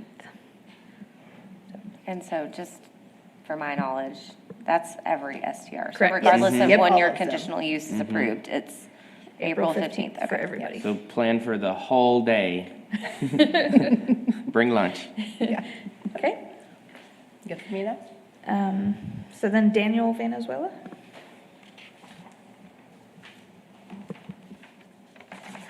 I am Daniel Valenzuela. I am single member District 1 and definitely want to talk about this property. I hope y'all had a chance to drive by there and take a look at it. It's a rather small property. It's a tiny property, actually. I was actually here before you guys when they're trying to get that variance for the setback. I was in favor of it. It was, from my understanding, it was going to be a RS1. It was sold. It was going to be sold to a family. And I am in strong support of that. The size of this property, this lot, is slightly above a tenth of an acre. That's it. It is tiny. Yes, the setbacks are as required, minimum 5-foot setback on the sides. My concern is the size of it. The parking, yes, they do have a concrete space for 2 parking spots and then a crushed rock for another slot. But in this area, there is no curb gutter. The roadway here is actually rather thin. You have a turn on the top where we have Angelo State University has their lake house area where the kids go out there and have a good time. One thing that we've experienced from this lot, and even before the current owner, the previous owner actually allowed people to go there and kind of hang out and have a good time. And my wife and I experienced this, that even without a house there, the cars parked pretty much everywhere. Without curb and gutter, they'll park in front of your house. You have to go out there and tell them to please move their cars. And it's not because they're on the street, it's because they're actually on your property. With that size of a property, can you imagine? I mean, we have one window next to their window. Our house is right next to theirs. Ours has a 5-foot setback on this, so it's 10 feet apart. The noise that we've already experienced, even with the previous, before the house was built there, it is something, quite frankly, to behold. It gets really loud, really crazy. And the way I look at it at this point, this is not your regular STR she mentioned a while ago. And there may be 10 around the lake in that area, but this has got to be the smallest lot of all of them. You have a 5-foot setback on either side. We have an owner on the other side of their property as well. And that's one of my bigger concerns, is that we bought our house in a residential area as an investment to retire in. We plan to retire in that house. And regardless, I mean, the concern for me is that we bought a house which we live in. These individuals aren't going to live there. They're there to party. It's the lake. They're going to have loud music. There's no doubt about that. Right next to our house, there's no way to avoid that. Suzanne and I would sit on our dock at times, and people would be on their dock yelling at us, drinking, yelling profanities, and we just leave. We'd go back inside the house. We don't want to experience that. We're very respectful out there. Regardless, I know that's my 3 minutes. Just some major concerns in the size of it. And again, thank you for listening to me. I appreciate that. Thank you, Daniel. Susanna Valenzuela? Good morning, Susanna Valenzuela, Single Member District 1. Thank you all for y'all's service. I know this is probably not very thankful work. But as my husband mentioned, the parking is one of the major situations. They've blocked our mailbox several times. They had the house on Parade of Homes, and I had to go over many times and ask them, please tell them not to park on our property. There's just not enough room for parking. And I'm personally concerned about the dam and like the people that would be able to have access to that, that may be wanting to get familiar with it and do some harm to our city. I constantly see people out there, and I'm a license plate picture taker. We have people that dump animals and junk and all kinds of stuff, and I just think that's unsafe for people to have access, long-term access to that area. And as my husband mentioned, the previous owner of the lot actually built a staircase, which is not in the 5 foot, and we never said anything. But we had one of the dogs come over from the other property because that staircase is like right next to our property on the lakeside. So there's just really nothing they can do. It's like the gentleman said, like once you guys give them the permission, like they can do whatever they want.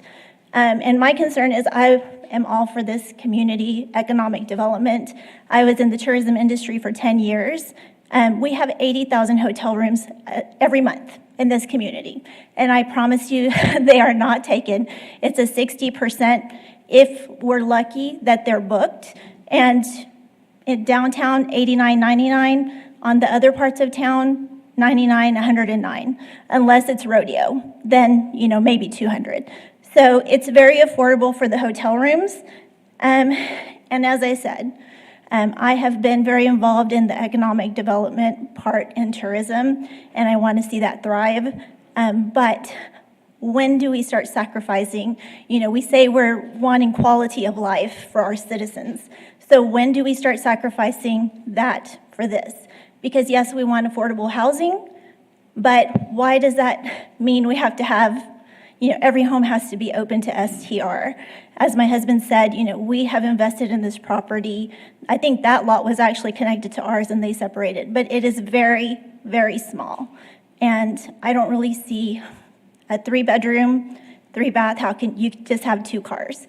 You're gonna bring like your whole family, it's gonna be a ton of vehicles. And so I actually saw a comment about you guys on Facebook, and I wasn't looking for it. I was just like scrolling, and somebody said, everybody opposed this STR and it was still approved. So I hope that y'all will hear our concerns and really think about this because it is important for citizens to be able to enjoy their homes. Thank you. Thank you. Okay, Mark and Kathy Murphy? Hello, good morning. Morning. I have 3 more votes here that oppose. I wanted to get delivered them. Thank you. Did y'all, she said that you were, no. I wanted to hand deliver them because they have those pictures. Because when this, a lot came up before this planning commission 2 years ago, and it received the variance to build an over 3,000 square foot home on this tiny, tiny lot. And we all opposed it, except for Daniel at the time. But we all opposed it, and I feel like our concerns were not heard then. And so I wanted to make sure that we were heard this time. We included 3 pictures here, I believe. If you'll pass those out, Kathy. Do y'all have those pictures? And that first picture is from our back bedroom office area, and you can see what the privacy concerns are there, that it's no privacy at all. And obviously, there's no security, no safety. You can see the small chain link fence that's there. So there are security concerns and there are privacy concerns along with safety concerns. The second picture there, again, shows the parking issue. The property in question has no garage. It has no carport. It has no private driveway. All parking is done on the street or city property. Our property driveway is right by the property line. Multiple times we've had people park in our driveway because there's just not ample parking at this place. The third picture, or third page there, shows where the real estate sign has been blown into the lake from their dock. It's been floating around the lake for about 8 months now. The homeowners don't care, haven't picked it up or anything. It also shows, I believe you can see, going back to the picture of the parking, you can see where they had put a little bit of asphalt in front of their concrete, but did not asphalt any of the other area that was torn up during the construction. They could care less about the neighborhood, care less about the lake environment. We totally oppose this, and we ask for y'all's opposal to this also. And then I would also like to add the last pictures. I'm actually a first responder. Can you speak in the microphone? Sorry, the last page, I'm actually a first responder as well, and if you were to look at this house, if anything was to happen inside the house and a person has a disability, or even if our first responders have to respond, there's only one way into this home, which would be the front door. To the right, if you see, there's a 3-foot concrete wall that you would not be able to get a gurney or a stretcher down to safely transport somebody. And then it also just shows that one little doorway. You cannot get a gurney through the doorway to the back side of this property. And there's also the power lines issue that's right in front of those black bars that's in the windows, which I know that was put up there to protect it. And then also another safety is we have our ASC students that are over there. And so we do have, a lot of students. And so we also have to deal with those students and worry about them driving in this very small road. And then along with the short-term rentals that are not familiar with the area as well. Just like to also reiterate what Daniel said concerning the noise. We're right by the dam. Everything echoes, and so the noise is a huge problem there at that section of the lake. Thank y'all for your comment. That is it for public comment. I do want to clarify, it's not 3,000 square feet. It's 2,244. Thank you. Okay, I think we're going to close public comment and open it up for comments from the committee here. Man, I get it. I get the frustration. The problem that I have is a lot of y'all's worries, like parking, in my opinion, is going to be worse with a long-term tenant. A 3-bedroom home, you're going to have kids, there's no garage. That's my thought, is like the parking situation I feel like is always going to be a problem. But We brought that up at the initial, but it was never addressed properly then. Right. The comments that I would like to make is that in the past, maybe a year or two or so ago, my memory is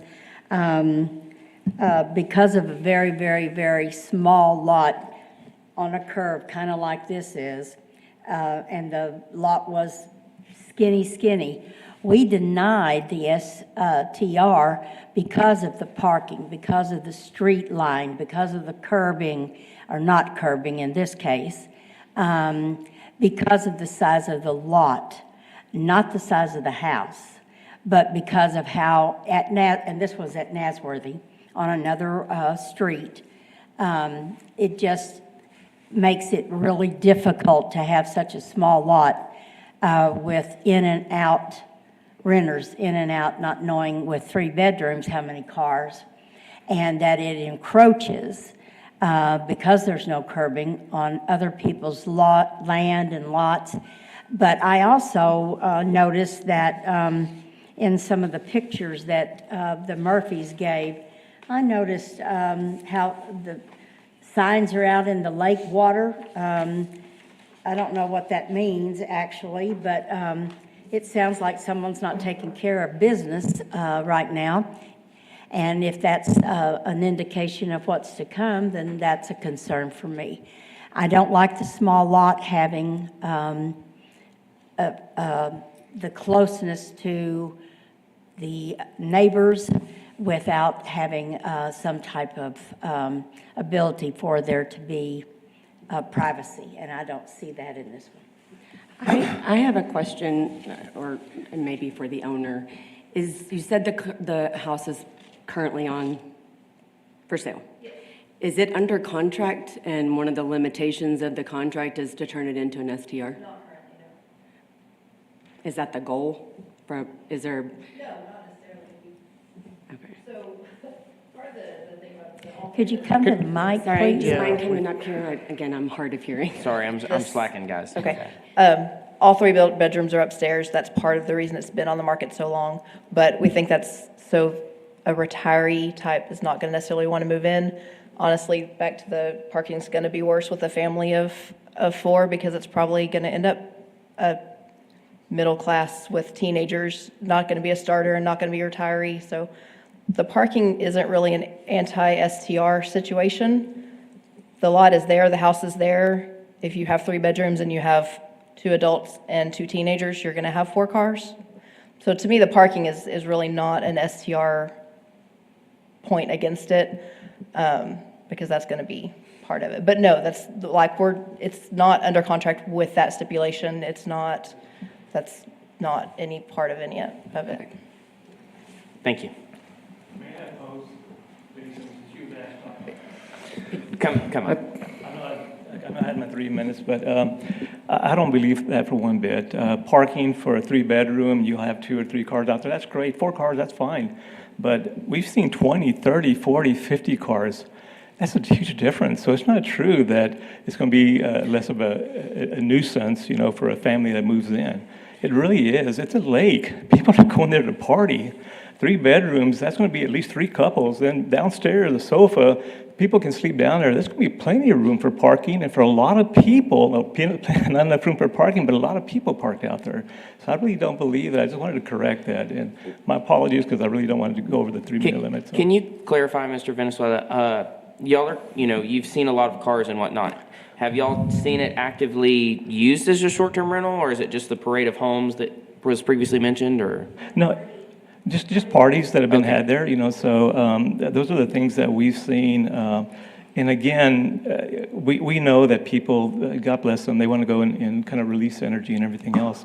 Like I said, my wife and I have been sitting on a dock where we've had people out there yelling at us and wanted to say hi to us. And of course, I wave at them and everything, but they're yelling profanities. They're pretty loud and obnoxious. And not everyone's going to be that way. We get that. But the parking situation is going to be really terrible, especially if you see that turn in that area, how small that lot is. And kids going through there from ASU when they finish their get-together, if there's cars parked on either side of the roadway as well, that becomes an accident waiting to happen. We've seen kids do U-turns without looking. I almost hit one of them. But again, that's just our biggest concern. And I did write a letter. Please take that letter into deep consideration, because everything I put in there are very legitimate concerns. So again, thank you for your time. So the property is currently occupied? It is currently occupied right now. There's at least a couple of individuals staying there right now. I'll just say, I've generally been supportive of STRs, and I think that there's a lot of value in improving, I guess, the availability and the marketability of a property, especially around a recreational area like the lake. But in this particular case, to me, when the house was built, we granted some variances to allow a house of this size to fit on such a small lot. And so that's really where I'm struggling one, we allowed this house to be placed on a lot that otherwise it wouldn't have been able to fit on.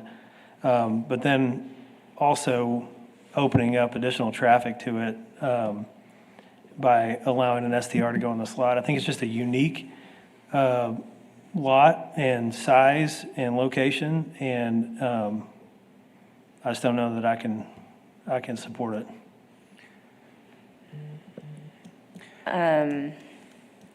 I kind of want to reiterate exactly what you just said, Luke, and Lisa, I can appreciate yes, I've rented multiple VRBOs, and they're fantastic, but I also want to put myself in the shoes of these homeowners who live right next door to this property.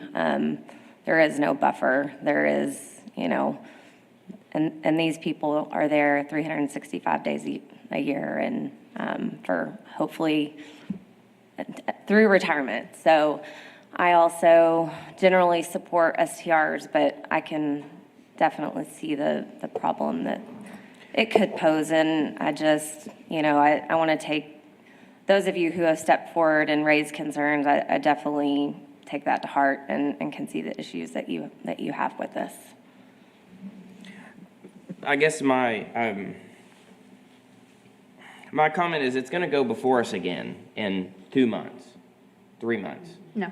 So for a renewal. the correct? renewal process, if there are not enough complaints or if there are certain criteria that if they meet all of that, then it automatically gets renewed. It does not come before here. But if there are multiple complaints or anything, yes, it will come. And complaints, just for the public, that's police calls, that's the neighbors calling and complaining, that's what is the ratio for, or how many has to happen? It is the severity, the number, and the disposition of the citations. So Okay, we didn't specify a number. so it's kind of up for interpretation. It's going to be an expensive rental if it was a short-term rental. I mean, I don't know what the price per night is, but, I mean,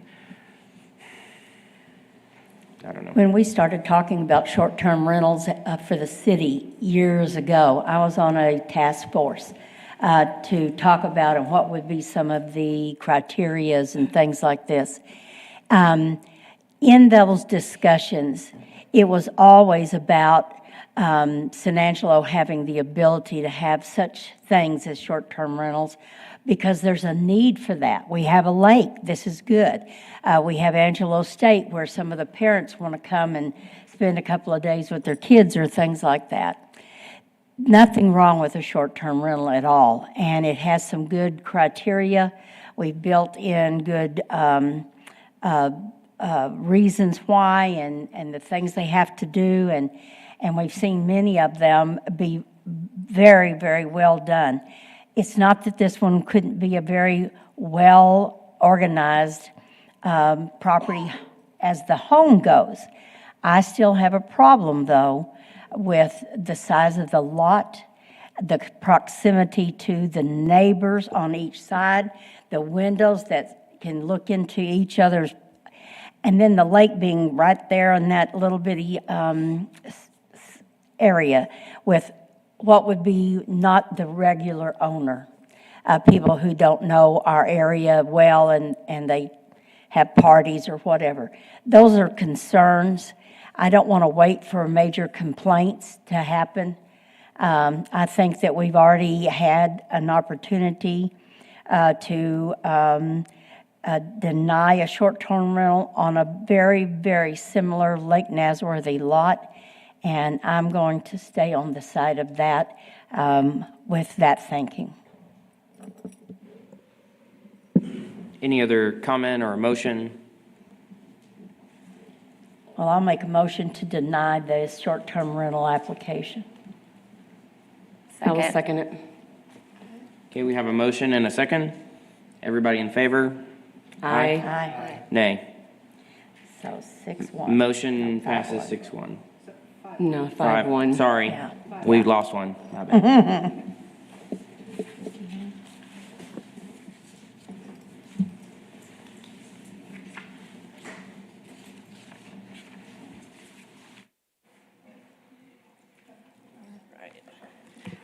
Thank you, Shane, for leading that one. Okay, and that was denied. Was it 6-0? 5-1. 5-1. Okay. None of us can count, it's okay. Okay. So moving on to our next case, CU 25-21, lots 12 and 13 in block 43 of Fairview Edition, SMD number 3, a request for approval of the conditional use for household living in the light manufacturer zoning district for a property located on lots 12 and 13 in block 43 of Fairview Edition. Good morning. This is Arden, planner. Today we've got this case from the Pauland neighborhood, Harry Thomas's district. Oh, goodness. Sorry, the zoning is in fact light manufacturing. Please disregard. And this is a request for approval of household living in this zoning district. Let me show our notices that we sent out. I actually think we have not yet received any in favor or in opposition to this case. I actually think I received an in favor at my desk this morning. So one in favor with nothing cited for one of the unaddressed lots to the west. So we have got a request to place a single family home crossing the boundaries between lots 12 and 13, unaddressed lots within this subdivision, and the surrounding area is predominantly residential. The owner is looking to abide by current restrictions such as floodplain, setting the house back, and receiving a lot unity agreement. So that way the building itself is in conformance with standard single-family residential codes. If we look at this area, the zoning is, as we mentioned, light manufacturing with an industrial vision plan. But I hope right next door, yes, I included an additional more zoomed out photograph to kind of take a look at the big picture here. So we've got an applicant hoping to build a single family home. The surrounding area across this entire block is residential use. So we've got existing homes there with legal non-conforming status. These are homes that have been there in the area. And when we zoom out and we look big picture, we see that over to the east, we have single family residential across the commercial corridor. We've also got things to the south. We've got two family to the west. And then the industrial uses kind of continue up to the north across the Houston Hart Expressway.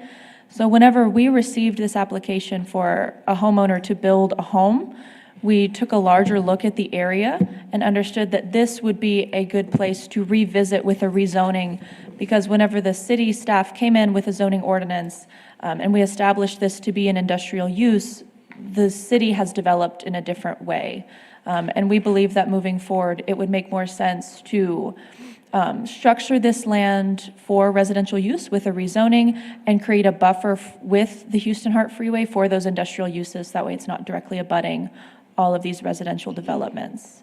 In further support of this, whenever we were researching this case, we saw that the lot itself, one of the lots requesting this household living, has a special use for a residential mobile home.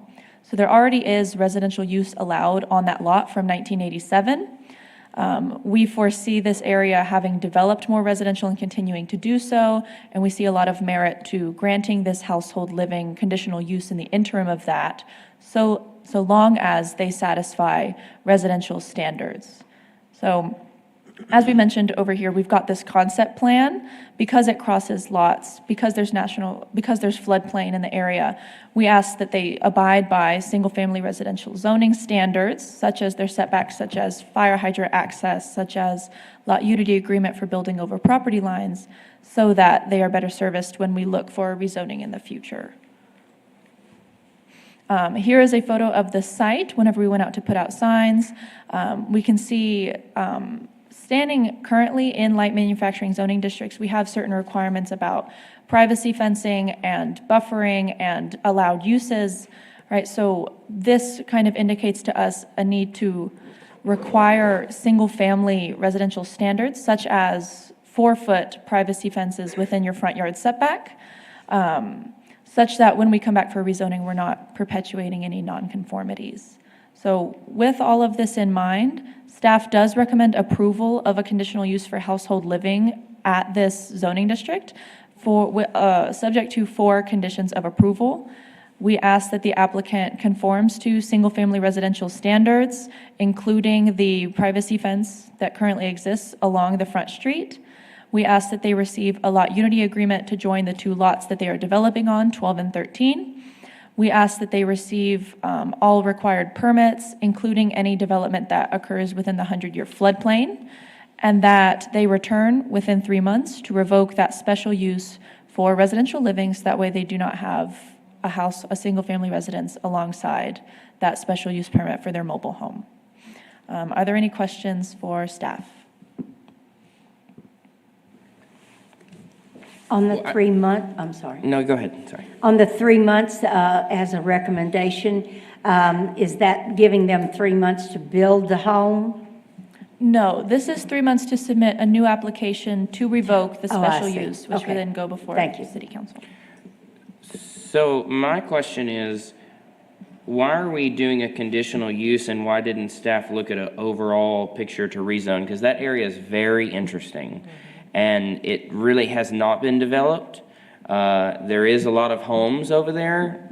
There's some kind of rundown homes. I mean, it has a lot of opportunity, but like I've looked at a lot of lots over there, but you can't do anything. They're too small for manufacturing, Right. and it's kind of a pain to do residential. So I guess my question would be, why didn't we talk to other neighbors and look Right. at it as an overall?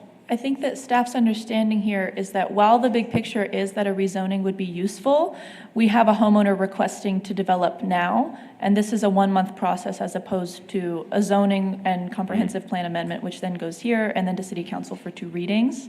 So while we do intend to revisit this, especially with the onset of our comprehensive plan amendment that we're moving forward, we thought that this would be a good solution to serve the community that we have now while also looking big picture. Gotcha. So if the staff decides to look at the area and do an entire rezoning of the area, what happens to their 3-month on the special use for the mobile home? Go back to the return to 3 months for the revocation of the special use permit. Like, let's say we did a rezoning, does that automatically terminate for them, the return to 3 months, or probably not explaining that well enough? It does not. So a special use is not really a zoning, it is a special use. So they would still be required to come forward. But if it's rezoned, the special use No. The special use it doesn't matter what the zoning is, it is a special use for something specific. So it is allowed a mobile home no matter what the zoning is.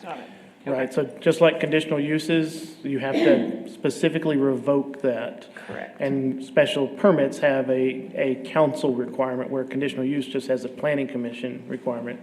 Now, if we're able to, if the caseload is light enough and we can move forward with the proper analysis to evaluate that area, we might be able to do that for them. We just don't know that we can get that accomplished, just depending on what our caseload is for staff. And again, maybe a dumb question, but why give them 3 months if they're applying for single family? Why not just say, we'll give you the single family, but we're also going to remove the mobile home special use at the same time? That was my exact question too. Yeah.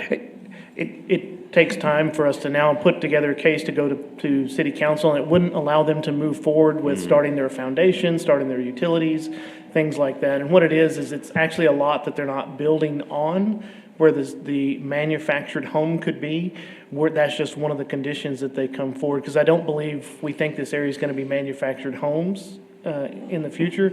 That special use has been there for a few decades, if not longer, and it hasn't been used, but we're just trying to be thoughtful of their timeline and try to move it forward as quickly as we can as well.